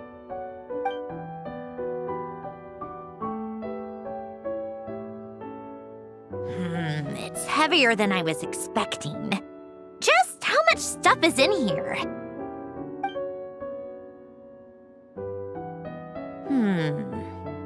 A letter? And a bunch of junk underneath it. None of it seems that important. Wait a second. This should be it. Oh, a cube? It's a multidimensional algorithmic core. Ellen would use it to store information. Only Polonia and I have access. All right, I'll start looking into the core and the letter. Feel free to go through the rest of the stuff and see if there's anything useful.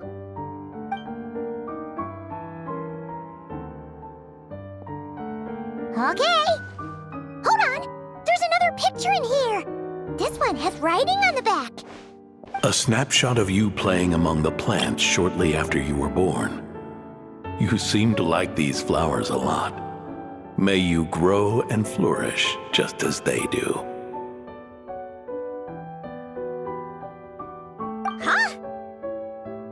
Wow! Look how happy you are in this picture. You've changed a lot since then, huh? What's that supposed to mean? Just that you come off kind of aggressive sometimes. Or, annoyed at everyone around you. Well then, people should stop being so annoying. It's not like I'm the one with the problem. Of course not. Oh, here's something else. Looks like a piece of paper torn out from somewhere. Today, I solved another math puzzle and made a breakthrough on a construction problem the Institute has been stuck on for years. Am I a genius or what? No, wait, that's From now on, I should have people address me as Her Highness the Clockwork Princess, Unraveler of all reason. Nope. No more of that. I thought I tore this page out. You wrote this? Then how did it get... Wait, there's more writing at the bottom. You seem to have developed a distaste for this particular entry, considering I found it in the trash.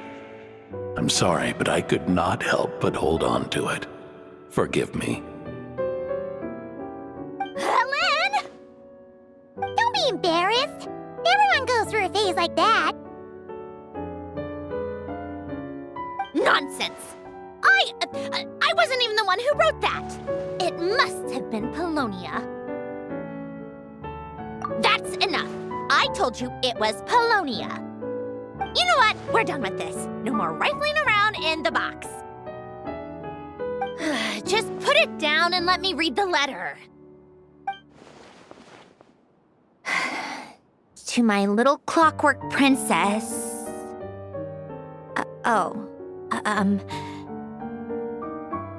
Not another word.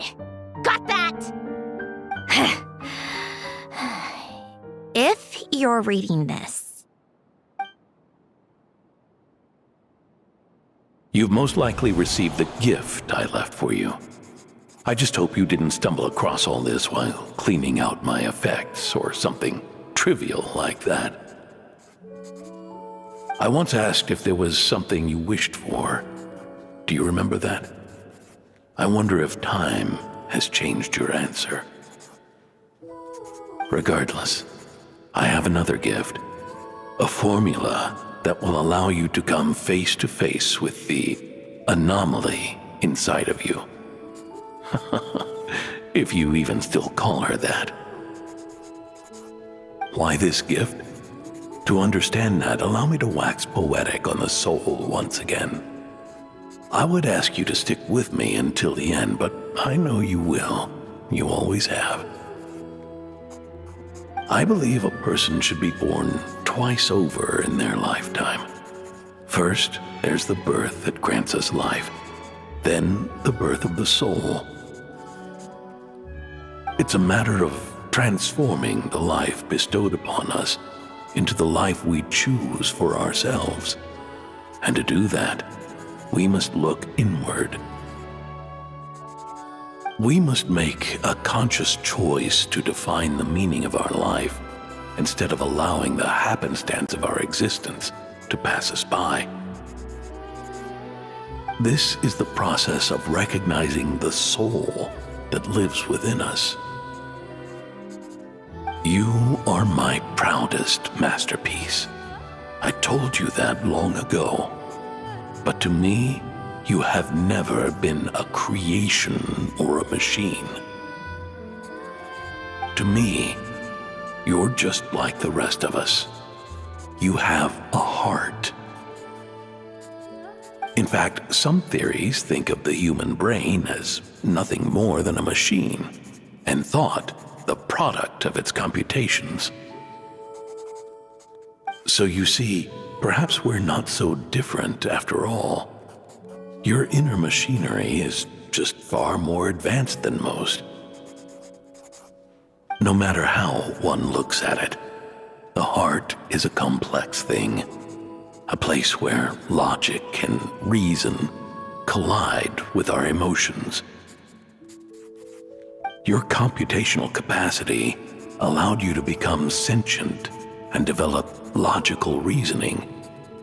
But it also granted you something that, on the surface, might seem contradictory: emotion.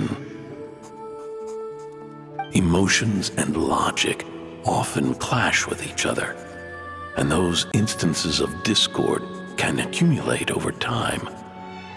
That is the source of what you refer to as the anomalies within you. As you told me once, you've always known what you don't want, yet you've never wished for anything in particular.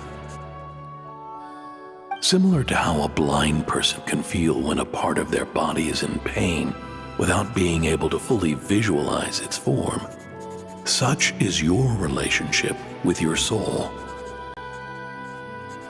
So, what I leave you now is this: a formula that will allow you to see the shape of your soul. For if you want to protect your heart, you must first be able to recognize it within yourself. Of course. Whether you use it is entirely up to you. You are, and always have been, free to do as you wish. Regardless, whether by my formula or some other means, I trust you will know your heart one day. You always were a fast learner, and the smartest person I've ever known. Ellen. Oh. I'm fine. I've already figured out how this formula works. Let's get out of here and then we can use it. You made up your mind already? You're gonna do it? Why wouldn't I? Resolving the anomalies within my core is the reason I came here in the first place. No, I can do this on my own. But, do you want to watch? What do you mean? I already know what anomaly I need to resolve. Like Alen said, she's an amalgamation of all the times my logic algorithms have clashed with my emotions. And by resolve, you mean that literally, or...? Yes. But if you, let us in like that, wouldn't that mean letting us see a bunch of your, you know, inner thoughts and secrets? If what Alen said is true, then I'm about to be... born anew, or whatever. This is your chance to be lucky enough to witness it. Besides, you already read my whole diary. When it comes to keeping my innermost thoughts to myself, well, I think that ship has sailed. You really sure about this? How many times do I have to say it? I finally let you in as, friends, and you want to question it. I'm not gonna offer a second time. Enough with the mushy stuff. Just follow me.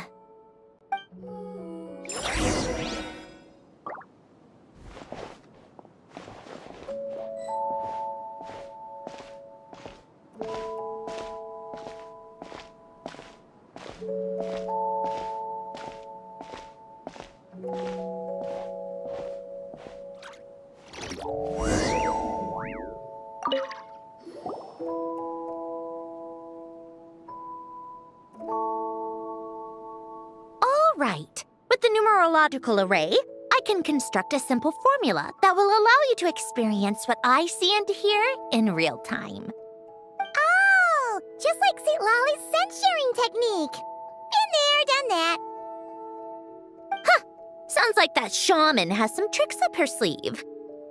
The arcane and the mathematical are both fundamental laws of this world. Being able to achieve a similar result through both isn't surprising. Anyway, let's get this show on the road. But no comments from the peanut gallery, okay?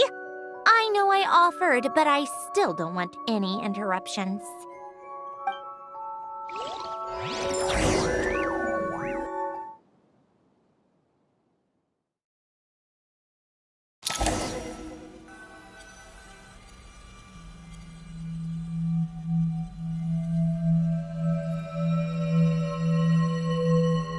Is this my heart? No, it's probably just the result of a lens formula. A space dedicated to resolving anomalies. Huh. But it looks like the walls are all mirrors? You made it. About time. Is that me? From the past? You just spoke of anomalies. Well, here I am. What happens when emotion contradicts reason? Shall we sit down and talk?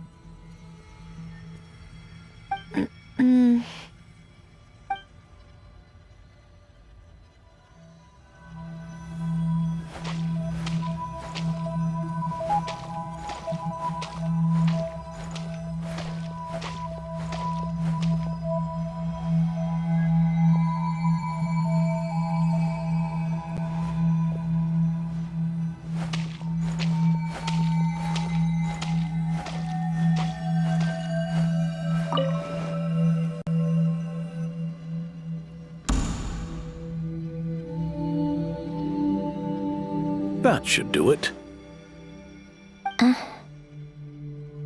Hello?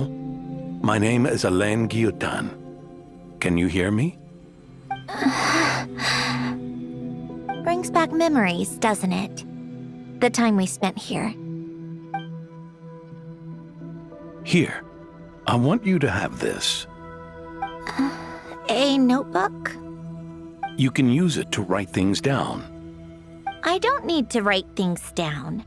I have unlimited memory. Even so, some things are more important than others, right? You can use it to write about the things that matter. So you wish me to carry out a basic priority sorting operation? I suppose you can think of it like that for now. But journaling is also an act of finding oneself. Much like we use wooden stakes to guide a plant to grow in a certain manner, what we choose to write down gives the soul much-needed direction. In the act of choosing what to forget and what to hold on to, we decide what kind of person we want to become. I don't understand. Like I said earlier, I don't need something like this. This is where we were born, where our life began. Mornings of tending to the garden, afternoons spent cleaning, reading, or studying, evenings of cozying up by the fire, listening to Alain share stories about his past. Alain. What is it? What are you drinking? Oh, this? It's coffee. It, makes me more productive.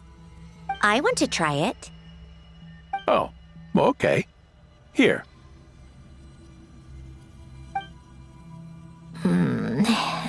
Bitter. Speaking of, why did you design me with senses? Taste, smell, touch. Well, I'm not quite sure. It just felt like the right thing to do. I suppose I hoped you might have a life of your own one day, and that you deserve to experience all life has to offer. Oh. Still bitter. But the smell is nice. I thought those peaceful days would go on forever. You know that's not possible. Maybe. But how was I supposed to know the end was just around the corner? That was just bad luck. Was it? Well, it certainly became a pattern, now didn't it?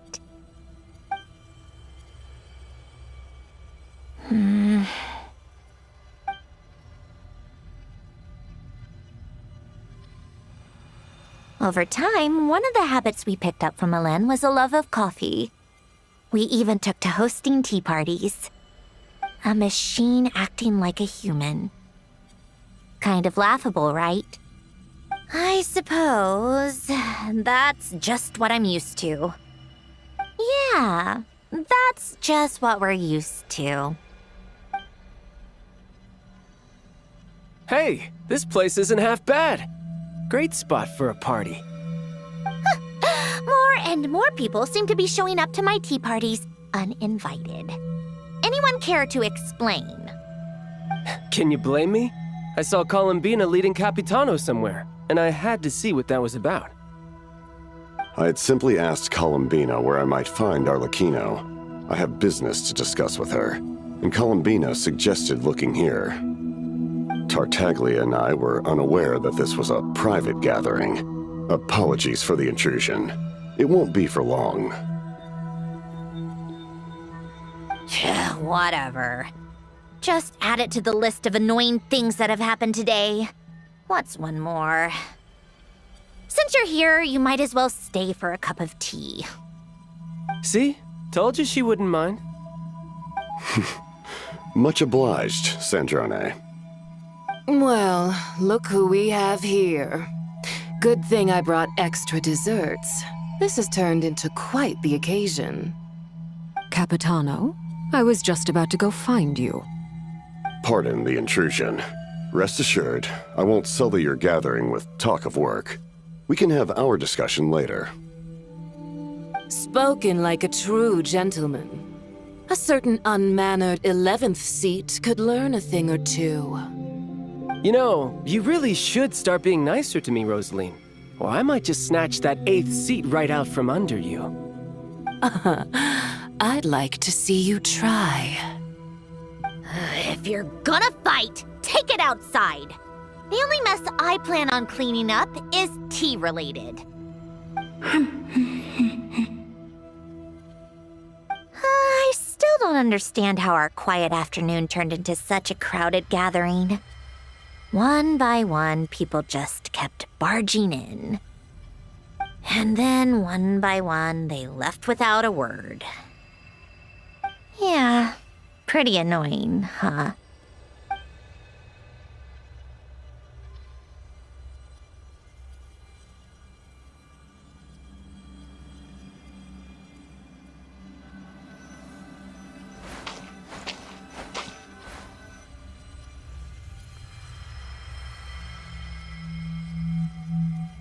Of all my days with the Fatui, the times I spent with you, Arlecchino, and Rosaline, they were my favorite. Goodbye, Sandrone.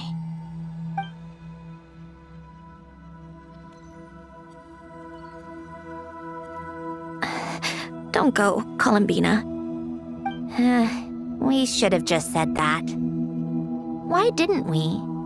If we had, would the story have had a different ending? She couldn't stay. There was no future for her here. she would have just faded away. You're right. I suppose that's why you call me an anomaly.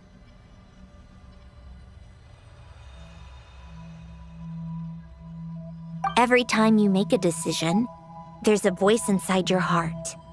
My voice, asking to contradict all logic and reason. Why didn't we make her stay? Is it worse to fight for something just to lose it? Or not to have fought at all? Don't you find it unfair? One by one, we keep losing the things we care about the most. But in the end, whether I want to fight for something or cry over all we've lost, you just push it down and pretend not to hear.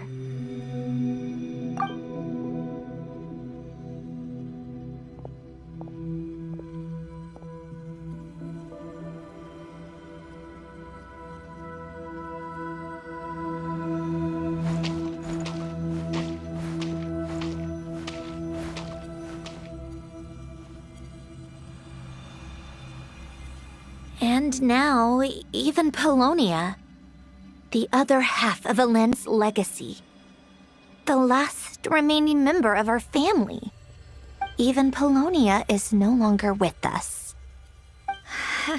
I did everything I could, but it's just like Elend always said. Polonia was one of a kind. There was no replicating what he managed to create. Don't you feel like our connection to the past is fading bit by bit? Like, even the things we have left are slowly slipping away. I suppose. But you can't move through life without having to say goodbye. And even as we experience loss, there are always new things to be gained. Ever so logical. What's your take, then? It feels like the more I care about something, the faster the world takes it away. It sounds so stupid, but I can't help it. That's the hand life has dealt me time and time again. Why even fight for something that's just going to be lost in the end? Better to never have had it at all. Better if it would all just disappear. Dark, I know. But the heart wants what it wants. Maybe the stellar linchpin appeared because of me. Because of what I wish for. I don't think so. Yeah, probably not. What an anomaly wants goes against all logic and reason after all. Well, go ahead and do what you came for. You're here to resolve the anomaly, aren't you?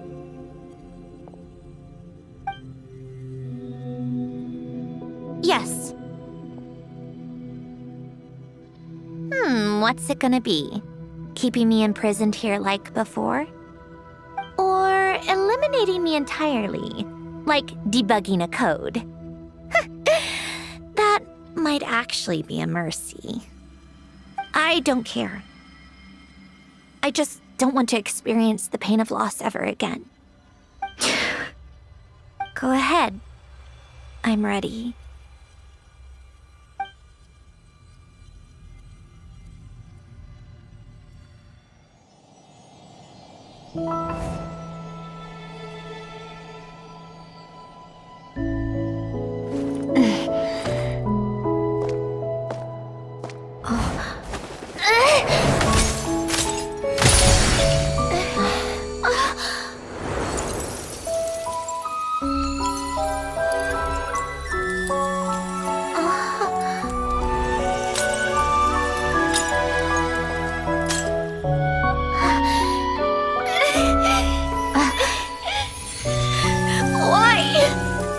Why do we keep losing everything we care about?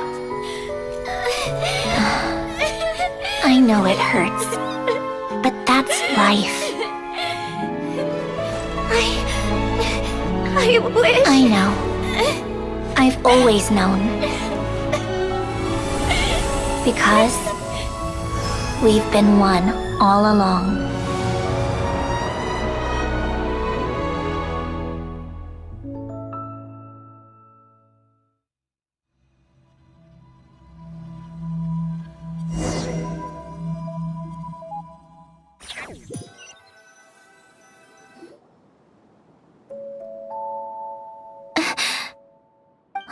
Sandrone! I'm fine. It's okay to cry, you know. Cry? You've gotta be kidding me. Save the comforting for someone who needs it, Paimon. The emotional side of my core algorithm. My emotion module has always been fully developed and operational. Ellen tried to tell me that too. I've just chosen to ignore her voice all this time. I suppose. Huh. Come to think of it, it's kind of like the aquarium on the ship. The aquarium?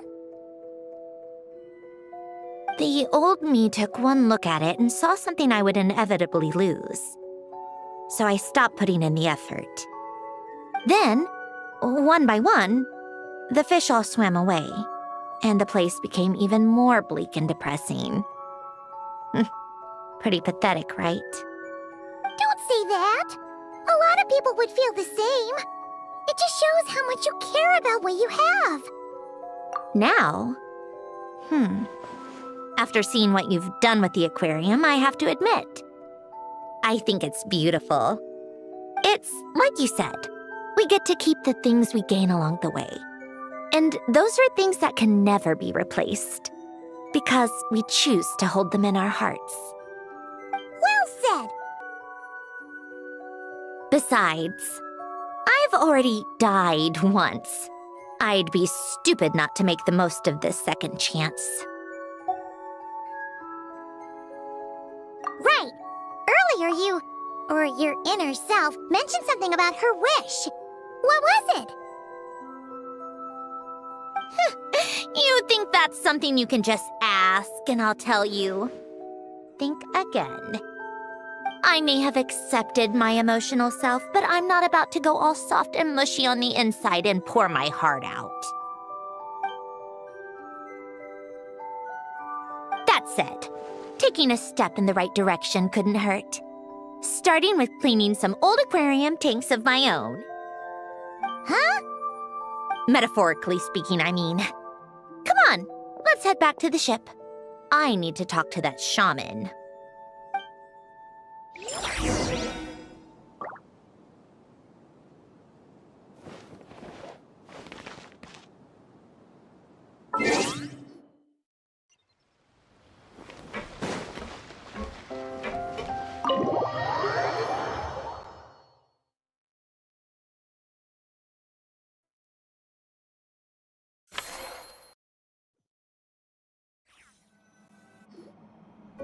Huh? Resentful lost souls? You couldn't get comfortable sleeping near the Opera Epicles, right? Well, I bet that's why. The Fountain of Lucine is where all the water in Fontaine gathers. So that's where the emotions within the water converge as well. Hold on.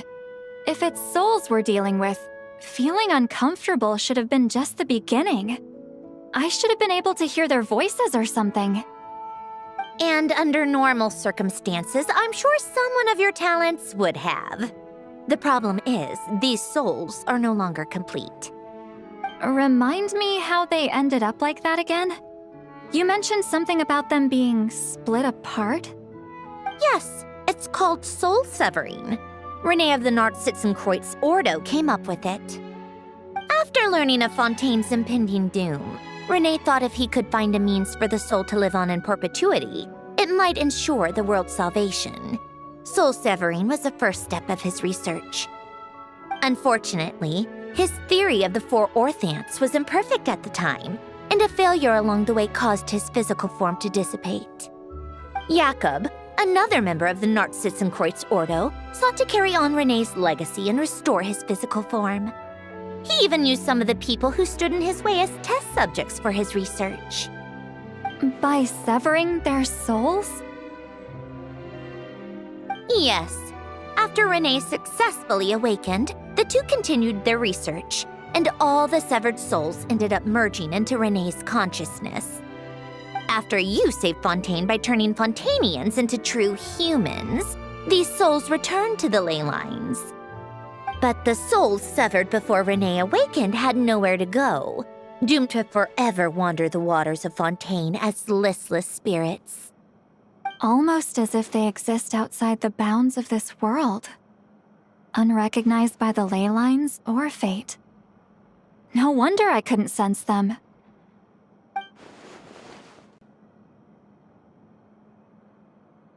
Not only that, but over time, they began to fuse with other entities.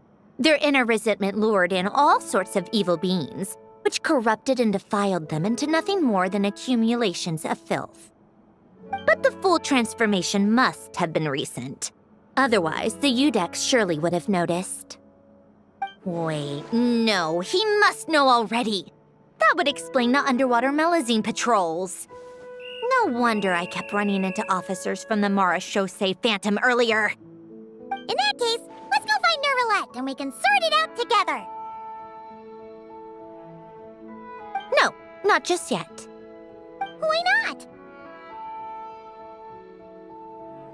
For one, the diplomatic castle alone would be a nightmare. Even though I haven't reported back to Snezhnaya yet, I'm not planning to leave the Fatui anytime soon. Besides, with me here, success is a done deal. Involving other people would just complicate things. All I need is for Miss Sitlali to help pinpoint the location of this monstrosity. Think you can do it? With my eyes closed. This is what I do.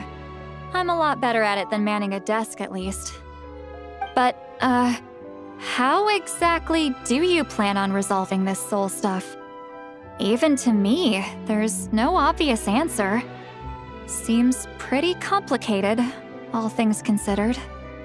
Just trust me. I have the perfect solution. Oh, all right. If you're that confident, we'll follow your lead.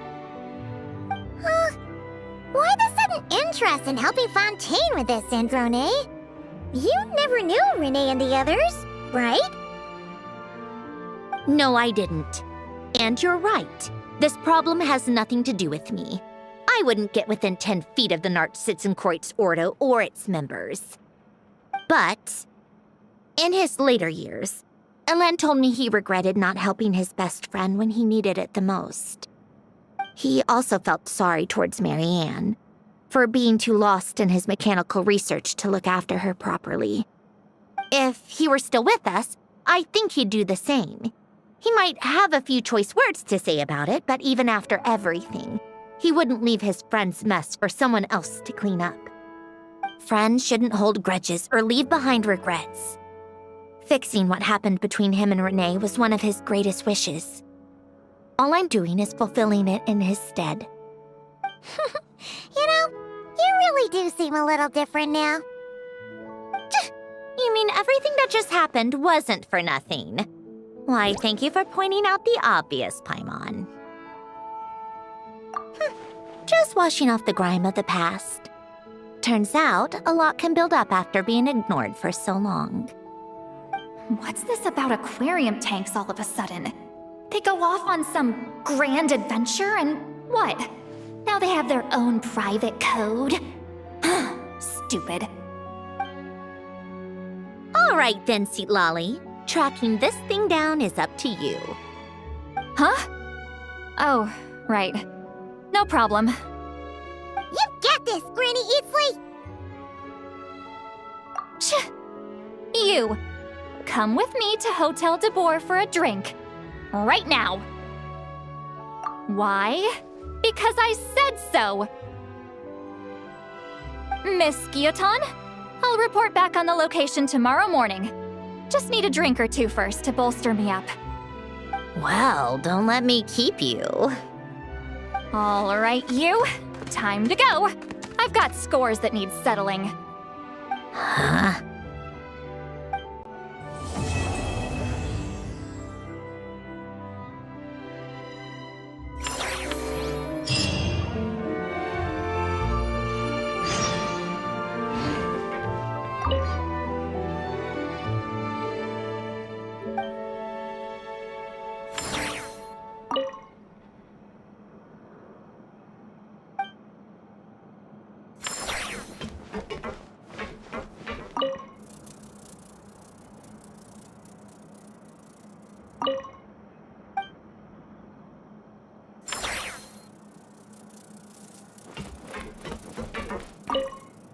listless, abandoned souls. An accumulation of resentment and filth.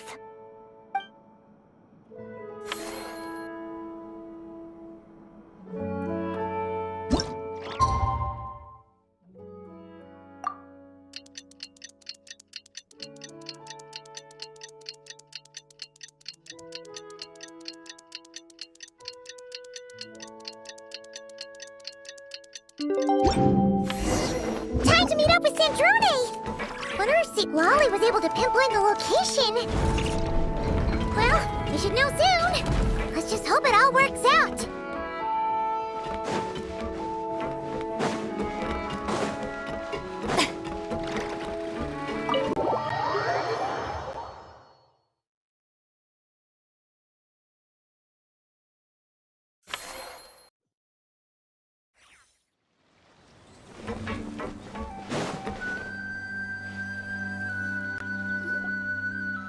St. Lolly sure drank a lot last night, huh? Wonder if she's even awake. Good morning. Columbina! Oh, you sure know how to make an entrance. What are you doing here? We just finished filming a last-minute scene, so I came up to get some fresh air. The others are still down below discussing what the final scene should be. You mean, how it should end? Yes, they're torn between whether the heroine should reunite with her old friend or not. Ah, because the whole point is that she came to her friend's homeland to search for her, right? Oh, Paimon almost forgot the plot! Yes. Director Farina and Miss Chiori think a tragic ending where the two never meet would be more poignant. But Director Xavier thinks having the two reunite would make for a more touching and heartwarming ending.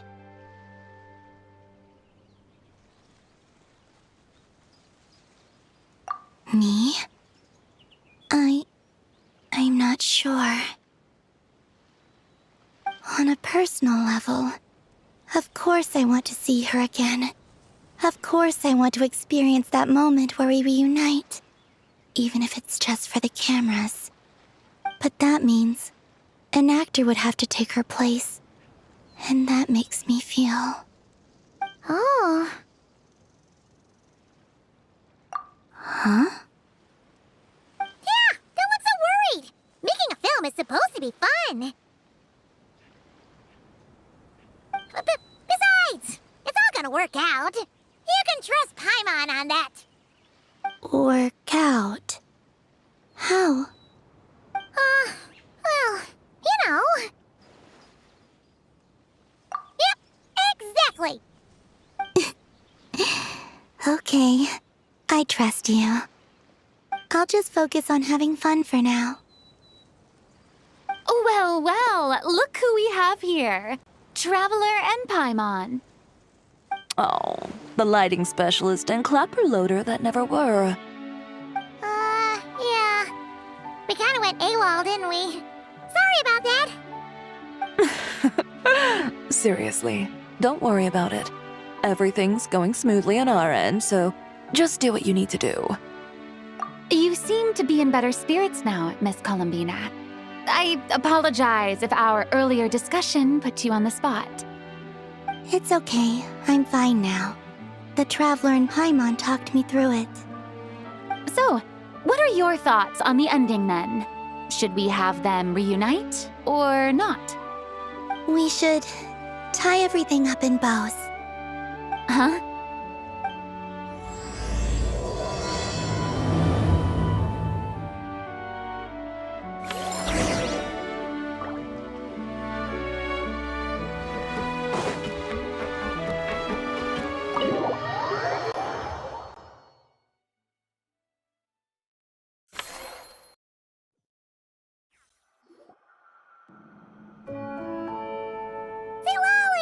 We're here! Oh, right on time. Well, yeah. We weren't the ones who drank our weight in alcohol yesterday. What? Are you suggesting Granny can't handle her liquor? It takes a lot more than that to get me drunk. Really? 'Cause, You stopped making sense after a while. Did I? Huh. News to me. I didn't say anything too crazy, I hope. Let's see. You spent half an hour bad-mouthing Auroron, half an hour complaining about work, an hour talking about light novels, and, Paimon kind of fell asleep after that. Are they gone? Oh, the crew? Yeah, we bumped into them on the deck, but they just left. Wait, but now that everything with your core is sorted out, what's stopping you from seeing Columbina? She misses you a lot. I just want to deal with this mess first. Besides, this is a perfect chance to make her jump for once. I have to plan it out more. But enough about that. Were you able to pinpoint the location of our target? Of course! When Granny Eatsley promises something, she delivers. Great, let's see. The Morte region. Wait, this is the Tower of Gestalt. The place the souls were severed. Is that the source of the resentment? Or is it the Narcissenkreuz Ordo in general? Let me come with. This thing's movement isn't fixed. If it's not at this location when we get there, I can use a ritual to summon it. You've already gone to more than enough trouble. I don't mind. These old bones have nothing better to do anyway. Summoning a spirit isn't going to do me in. Besides, if I don't go, they'll just have more inside jokes I can't join in on. All right then. I appreciate it. There's no time to lose. Let's head out!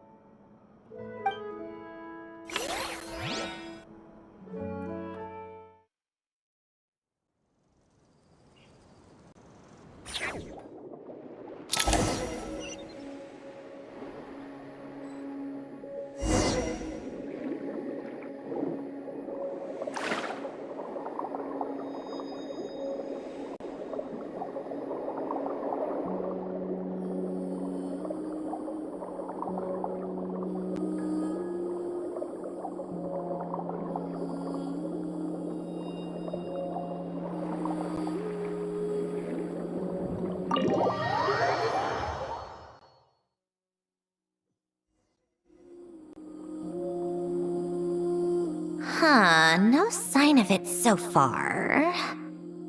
Should I start the summoning ritual? Let's drain the water from this floor of the tower first.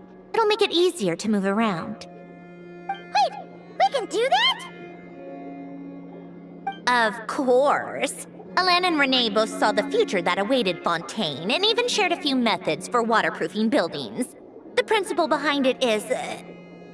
not important. Just unlock the mechanisms in the order I tell you.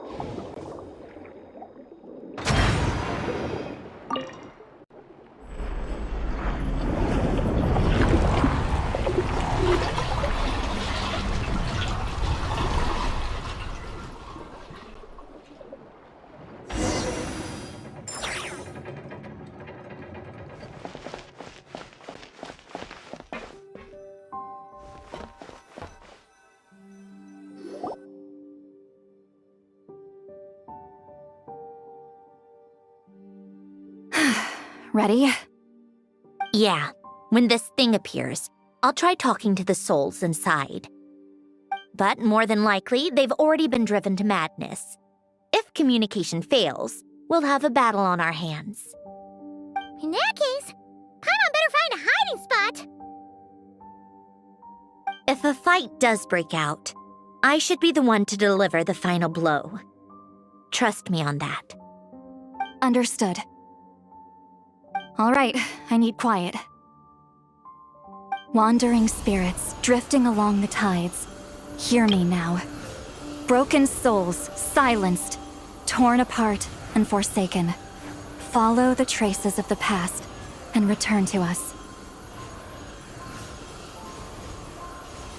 Let resentment recognize resentment.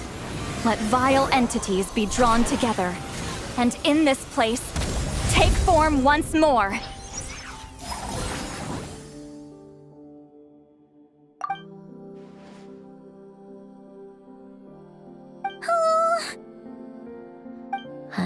What now? Is that it?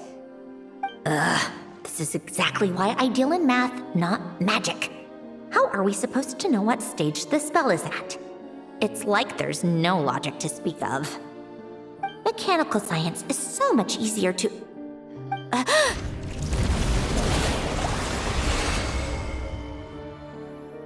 Watch out!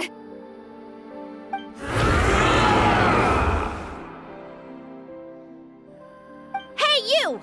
Or whoever's inside of you. I need you to listen to me.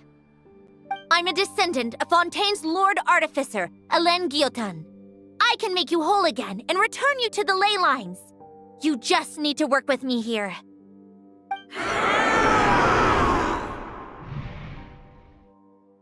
Cedrone! Looks like talking this out is off the table. All right, plan B. Time to blow off some steam.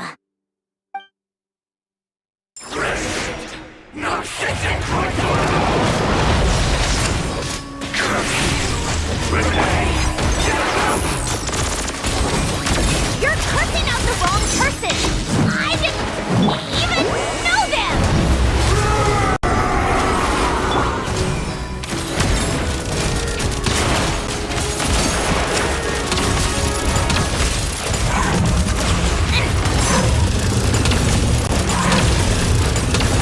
Come on, keep it up!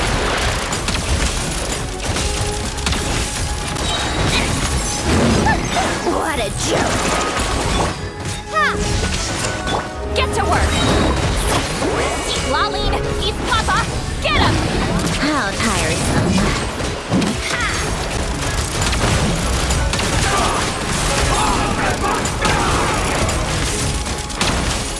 Most of them already did. But you still have a chance to return to the ley lines and reunite with your family. Just work with me here!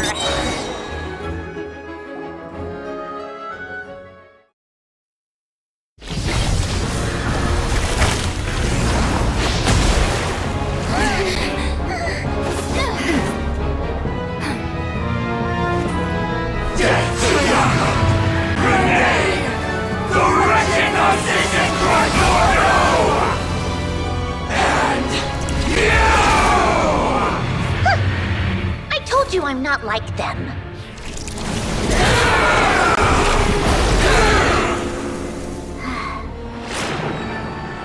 I'm stronger. Inverted. World formula. Reversion.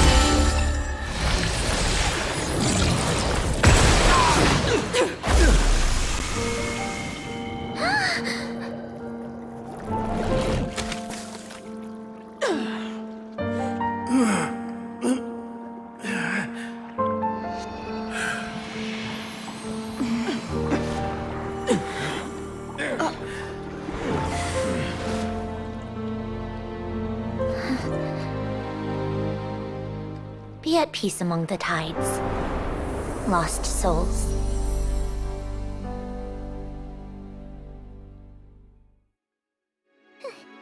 Is it over? Yep, told you it'd be a piece of cake. How did you do that back there? That creature was nothing special. Add a bunch of souls with nowhere to go, a touch of malicious energy, a few impurities, and a whole lot of resentment. And that's what you get. All I did was separate the original souls from the rest of the filth. allowing them to be accepted by the current rules of the world. The principle behind the world formula is divergence. Starting from a point of origin, it deconstructs and reconstructs the possibilities of the world to find certain answers. So, it would follow that reverse calculating the world formula allows us to achieve convergence and restoration instead. Using a numerological array, I was able to do just that. It's similar to the concept of homological reduction in mathematics. I reduced them to the basic fundamental essence of their being without changing their underlying nature. That meant... never mind. Judging by all the blank stares, I'm guessing you don't actually care. I think I finally understand how Outlanders feel when I ramble on about shaman stuff. Point is, it was super impressive! You really are amazing, Sandrone! You're just realizing that now? Ahem. Enough about that. We should get going. I'll go reset the mechanisms inside the tower. See you back on land.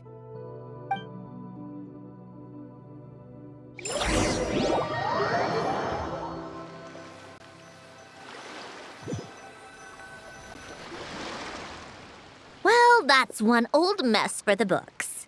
Glad to have that over and done with. Feels nice to do a good deed every once in a while. You helped everyone out a bunch in Not Cry, too. Kinda seems like you're just a good person at heart. I wouldn't be so sure. I'll be heading back to the Fatui soon enough. You two are too trusting sometimes. Fine. Just don't say I didn't warn you when it comes back to bite you. Well, where to next? Back to the ship? Yeah! Your personal business, the Narcitsan Crates thing, it's all resolved. That means you can see the people that need seeing now, right, Sandrone? Oh, everyone's gonna be so happy you're back! You wouldn't catch me dead admitting to this before, but...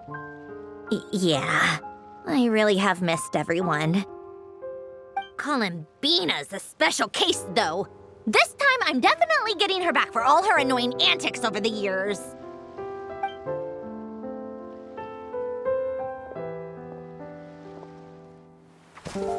She'll sense me coming from a mile off. How am I gonna...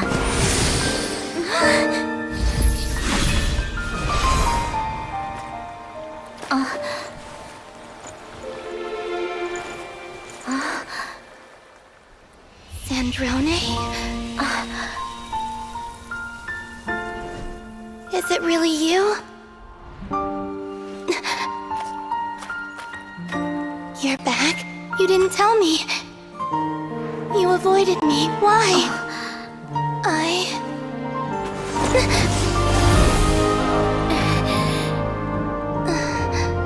Sandrone? Now we're even. I missed you so much. That makes one of us, idiot. I'm here, Columbina.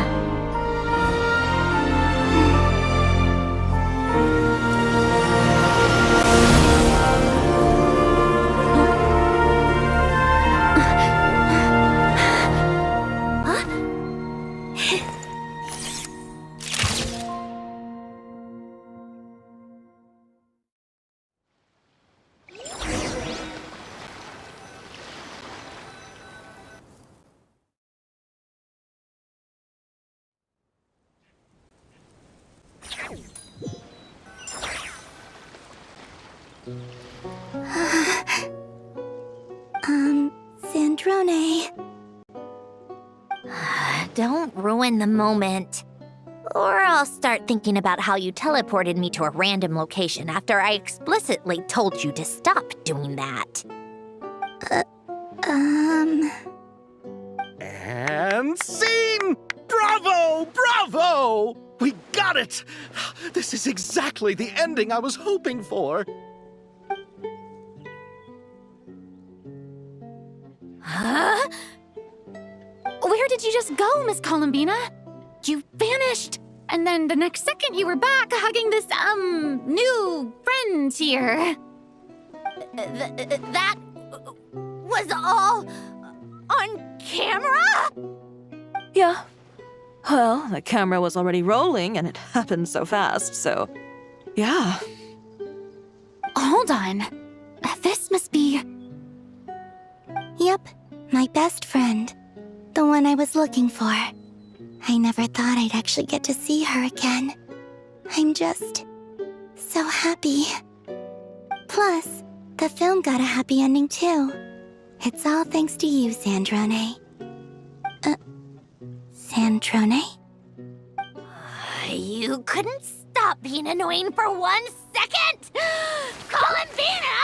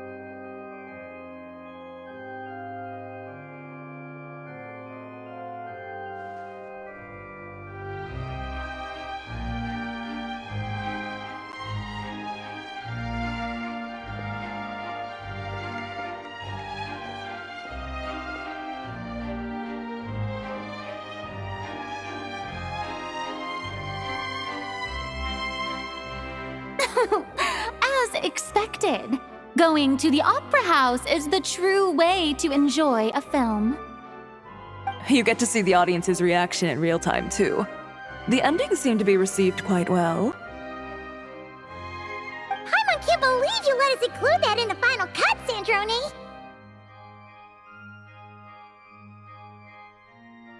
You even agreed to help us reshoot a couple of shots.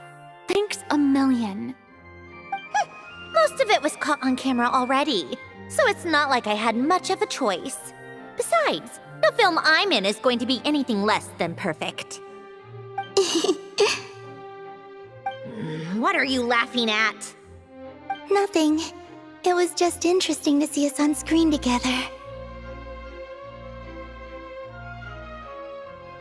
I'm glad this moment is going to be preserved forever.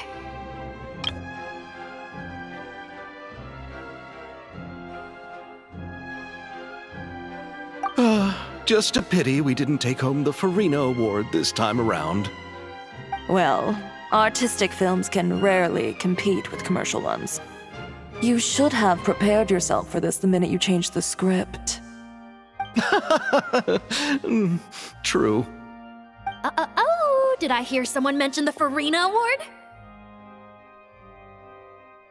Come on, don't gloat! I won't. Our crew winning the Farina Award was a team effort after all. Costume design, script adaptation. Ooh, and the practical effects were so realistic. The flames and explosions even made me jump while we were filming. A lot of the effects were based on actual items the Special Patrol confiscated from criminals. Who knew they'd serve another purpose, right? But it turned out amazing! Really brought the thrilling scenes from the novel to life. Fontaine's film industry is seriously impressive. Which film did you vote for, Silali? Isn't it obvious? Great Detective Herlock, of course! That's the whole reason I'm here! You all should be proud, though. A lot of critics are saying really good things about your film, too. Longing and loss? Searching for something even after it's gone? It's a film that makes you think about life, and how important it is to explore those themes. Well, that is what the art of storytelling is for. Watching a film with friends is so much fun! There's so much to talk about! Ooh, let's throw a later then. We're all old friends. Oh, we could find a place and chat to our heart's content. How about the Wingalette? That's perfect! Friends and family are more than welcome too. So if you want to bring people, don't be shy. You all can head over first and make yourselves at home. I'll bring over some refreshments in a bit. I just have one more stop to make first. Can I come?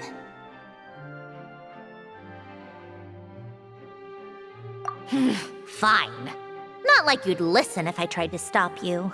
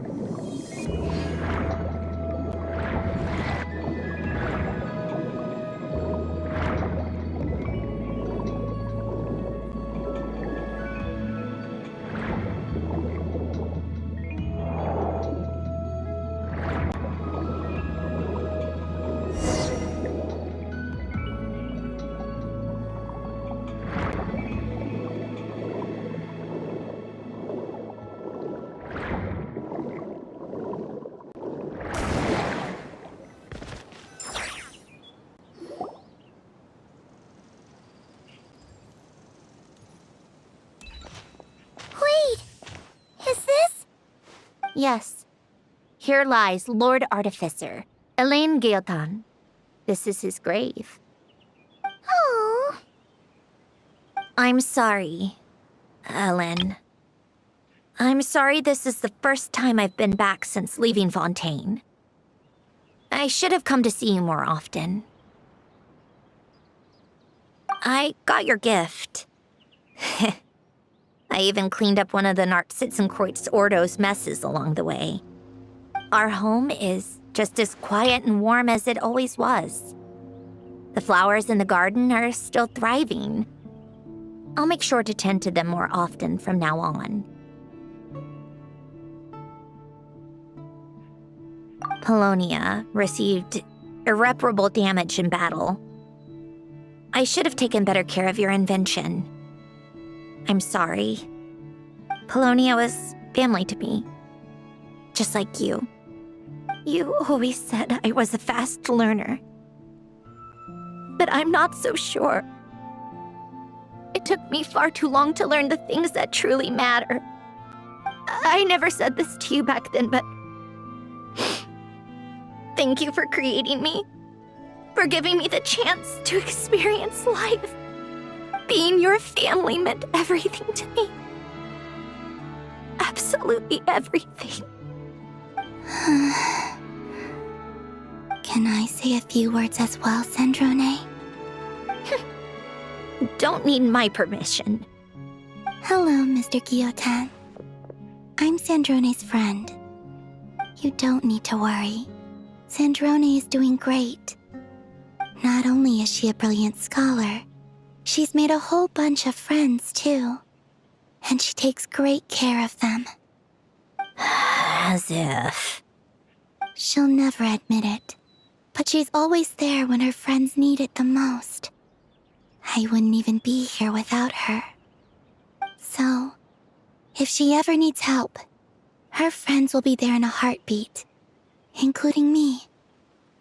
That's what best friends are for. Columbina. What else? Oh, she likes drinking bitter coffee, listening to piano music when she can't sleep. Turns out she even likes giving hugs. No, wait! Don't tell him all that! Huh? I don't understand. I didn't think you'd want to hide things from him.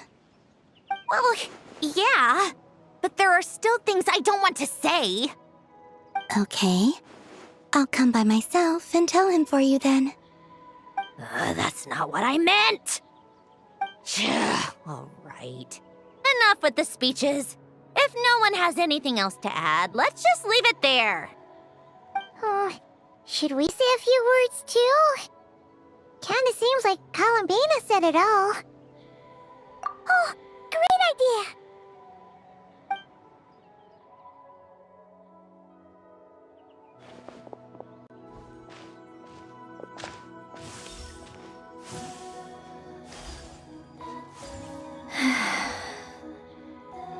Goodbye, Ellen.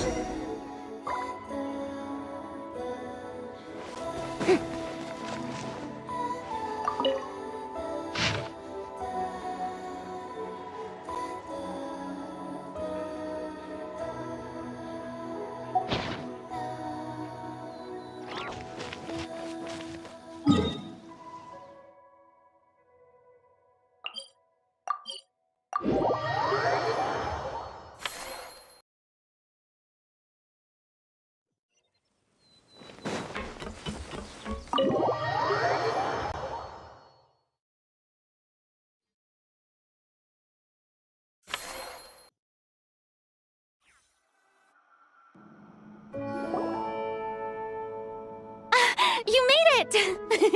The party's already started. Oh, but, you didn't bring anyone else along? I thought you headed out to invite some friends. We did invite a friend, actually. She'll be here soon. She's even bringing some desserts to have over tea. You should join us later, Miss Farina. I do love a tea party. Then don't mind if I do. This seems like a fun occasion. Let's go talk with everyone. Good idea! We'll introduce you to all our old friends.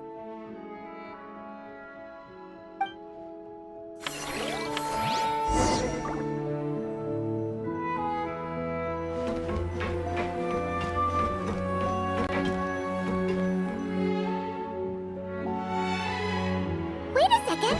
Mr. Baptiste and Veronique! You're here! Friends of yours? Veronique is the prop manager for Musketeer Pictures, and Mr. Baptiste is the author of The Two Musketeers. Yeah, former prop manager. Now we're just two criminals serving our time. Thanks to Duke Risley and Nurse Sijwin looking out for us. Not too bad, actually. You make it sound like I'm giving you special treatment. I just think the method of justice you chose to pursue is one people can respect.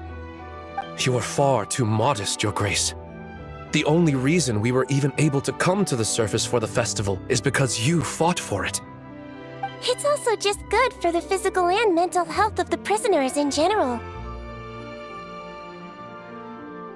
Anyway, I suppose I have you to thank for keeping the winglet in such good shape. I never knew she could look so striking. I didn't do anything special. It was mostly the Traveler and the others. Don't sell yourself short, Miss Guillotin. You are the current captain, after all. In light of that, I have to ask. Do you mind if I leave up some of the installations so the people back at the fortress can also enjoy the aquarium? Huh? Like I said before, I just think it would be good for the inmates who clean and maintain the winglet to see their work put to good use. Besides, maintaining an aquarium is sure to be a lot more interesting than scrubbing rust off the walls and deck. Oh, of course I don't mind. I'm grateful you even want to keep it. Great. Then it's decided. That's amazing, Sandrone. We should go hang out at the Fortress of Meripede later then. You do know you just invited me to hang out in prison, don't you?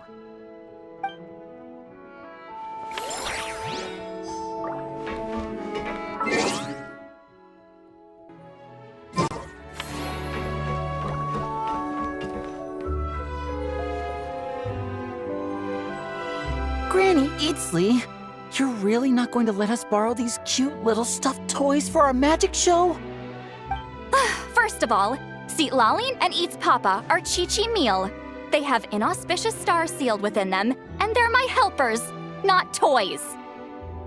But the Grin Malkin Cat and Boggle Cat box are Linny and Lynette's helpers.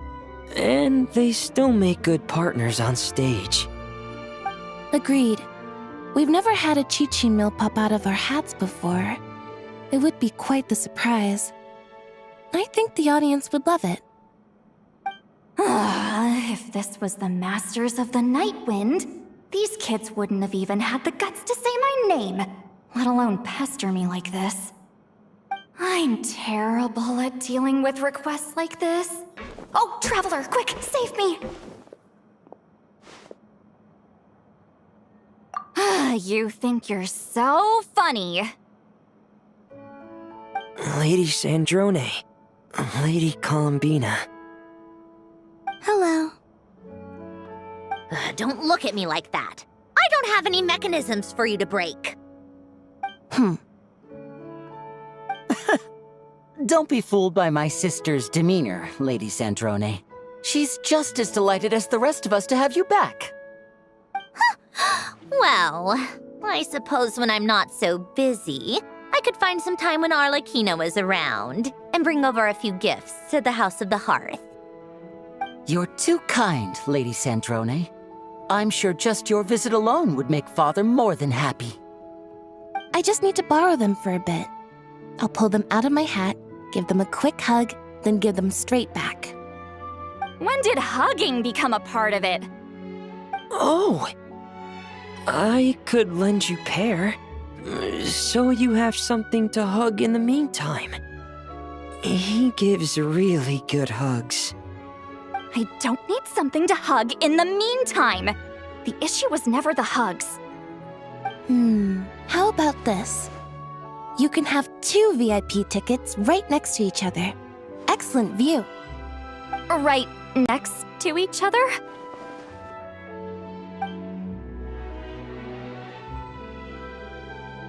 Yep, super quiet. No one will bother you. I'm sure you'll have a great time. Fine.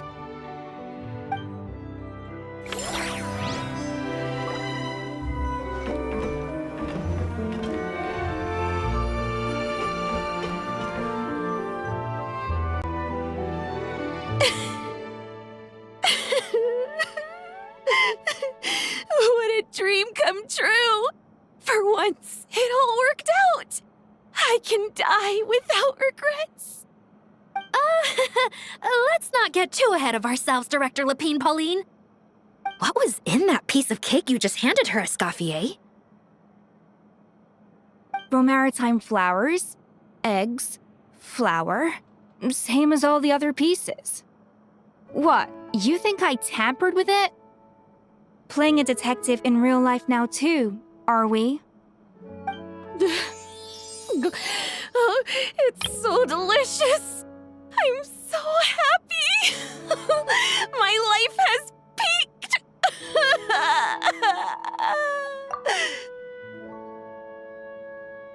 Miss Lapine Pauline, look who I brought! Master! Wait, what happened to your face? Why are you crying? Never mind my face. Here, let me introduce you. This is Miss Charlotte and Miss Escoffier. Things are sounding lively over here. Oh, look who it is! Perfect timing. I was so busy with the shoot, I feel like we barely got to talk. And the elusive Miss Guillotin. It's great to see you. Thank you so much for letting us use the boat free of charge. That was so generous of you. Oh, right. Introductions. This is Miss Charlotte and Miss Escoffier. That's kind of you. But I didn't really do anything. If you want to thank someone, it should be the Duke or the people who keep the boat in such good shape. Right. I'll head over in a bit and do just that. Miss Columbina? Yes? Could I interview you sometime? I'll treat you to some gâteau de bord for the trouble. There's only a limited amount available each day. Oh, but it's an absolute must-try when you're in Fontaine. Oh, sure. Bold of you to use my own cake as a bribe right in front of me. You know what? When else are we all going to be together like this? Come on, everyone! Grab your drinks!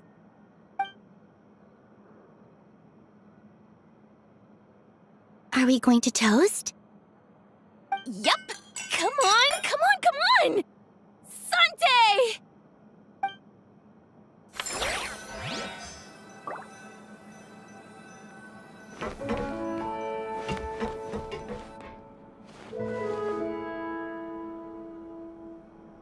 You made it. Sorry for starting the celebrations without you. No worries at all. We're just glad everyone's having such a great time. Oh, right. You've probably seen them around already, but let us introduce you for real. This is... Miss Columbina and Miss Guillotin, right? Oh, we saw the film you were in. It was so touching. Yep. This one started bawling her eyes out right next to me in the theater. I know. I didn't bring nearly enough tissues. Thanks. We saw your film too. I memorized all your names. Oh, guess we can skip the introductions then. Our effects were pretty over the top, right? Some of the extras in the big scenes were actual members of the Spina di Rosula. So basically, your contribution was creating realistic-looking chaos.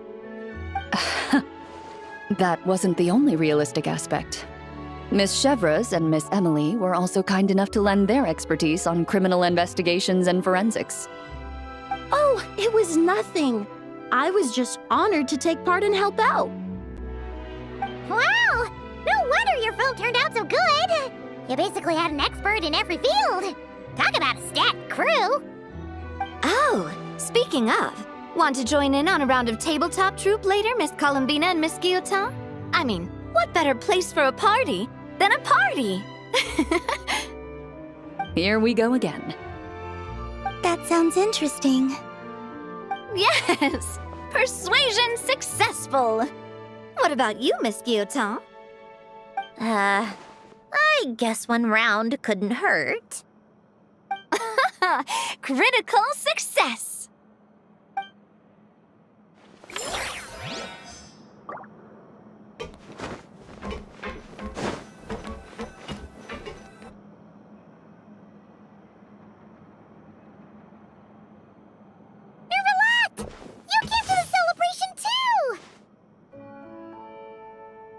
Yes.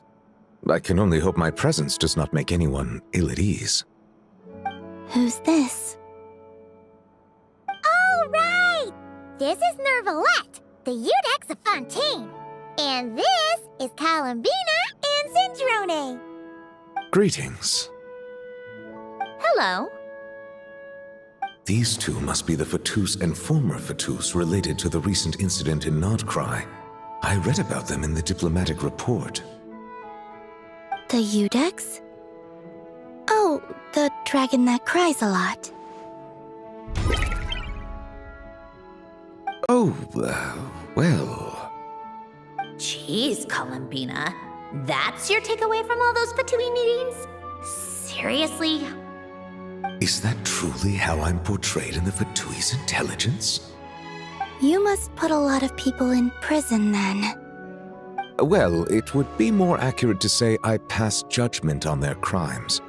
All trials in Fontaine strive for fairness and justice, so as to avoid imprisoning the innocent. So, only the people who deserve it get sent to prison.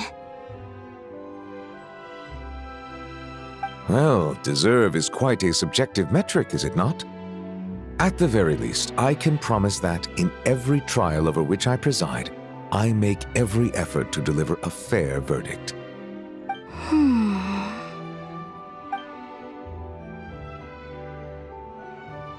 Yeah.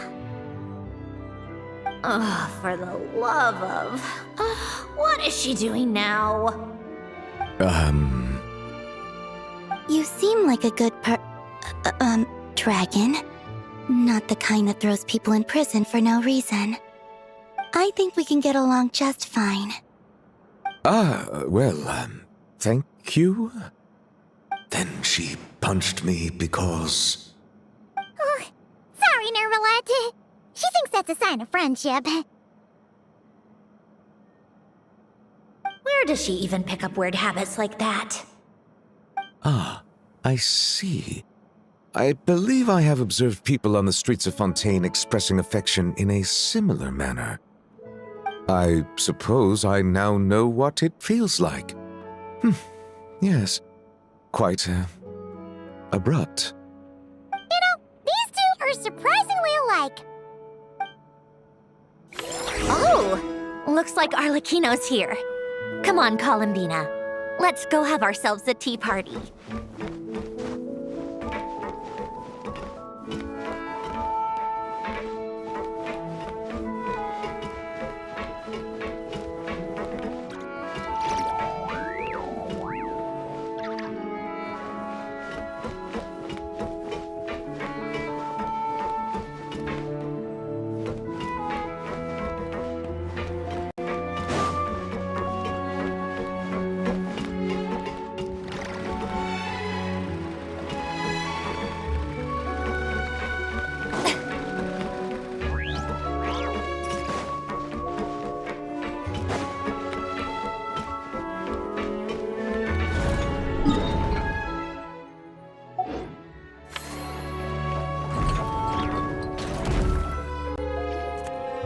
Well, it's been quite some time since the three of us gathered to drink tea like this. Yes, but your tea is as good as ever, Sandrone. Of course it is. The pastries you brought aren't half bad either, Arlecchino. I'm glad to hear it. Are they to your liking, Miss Farina? If I remember correctly, this particular cake is your favorite.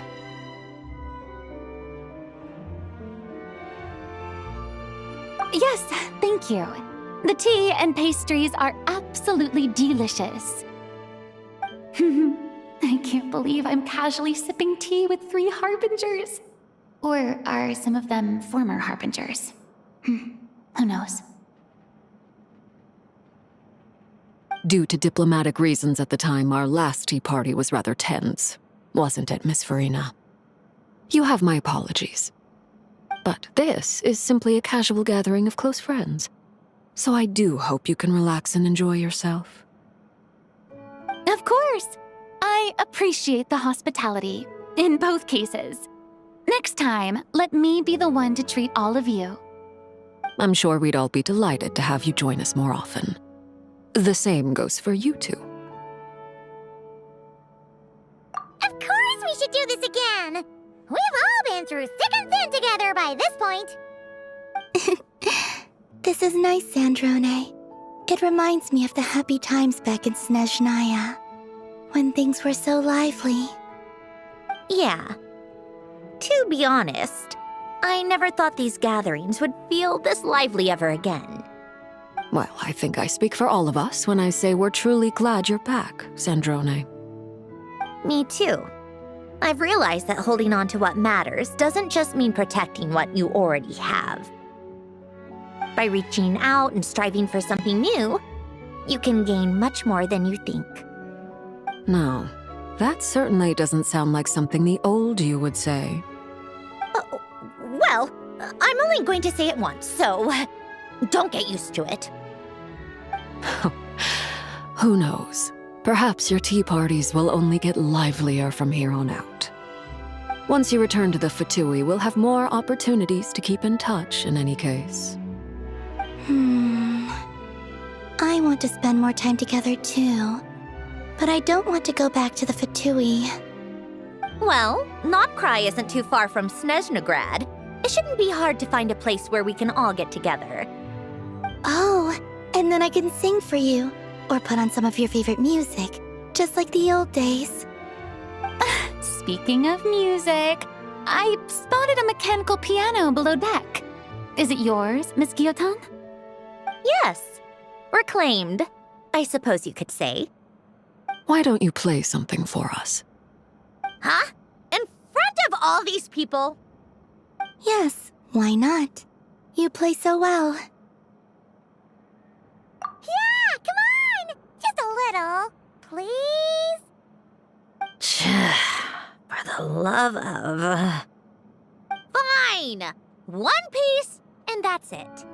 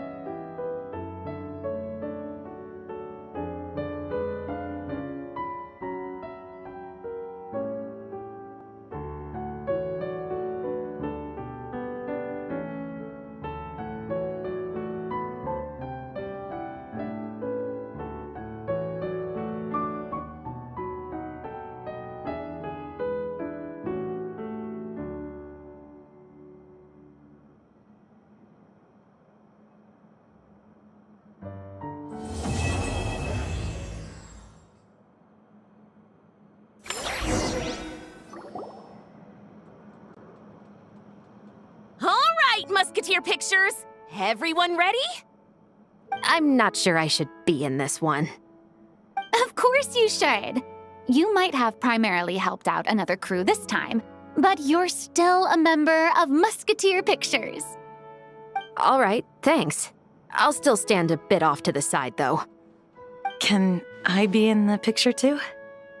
Of course, Miss Veronique. I would have loved to have you in the last one, too, if circumstances had allowed it. Thank you, Director Xavier. Do I really have to be front and center? You're one of the lead actors! Of course you do! Nervous, Sandrone? No! All right, look at the camera! And 3, 2, 1...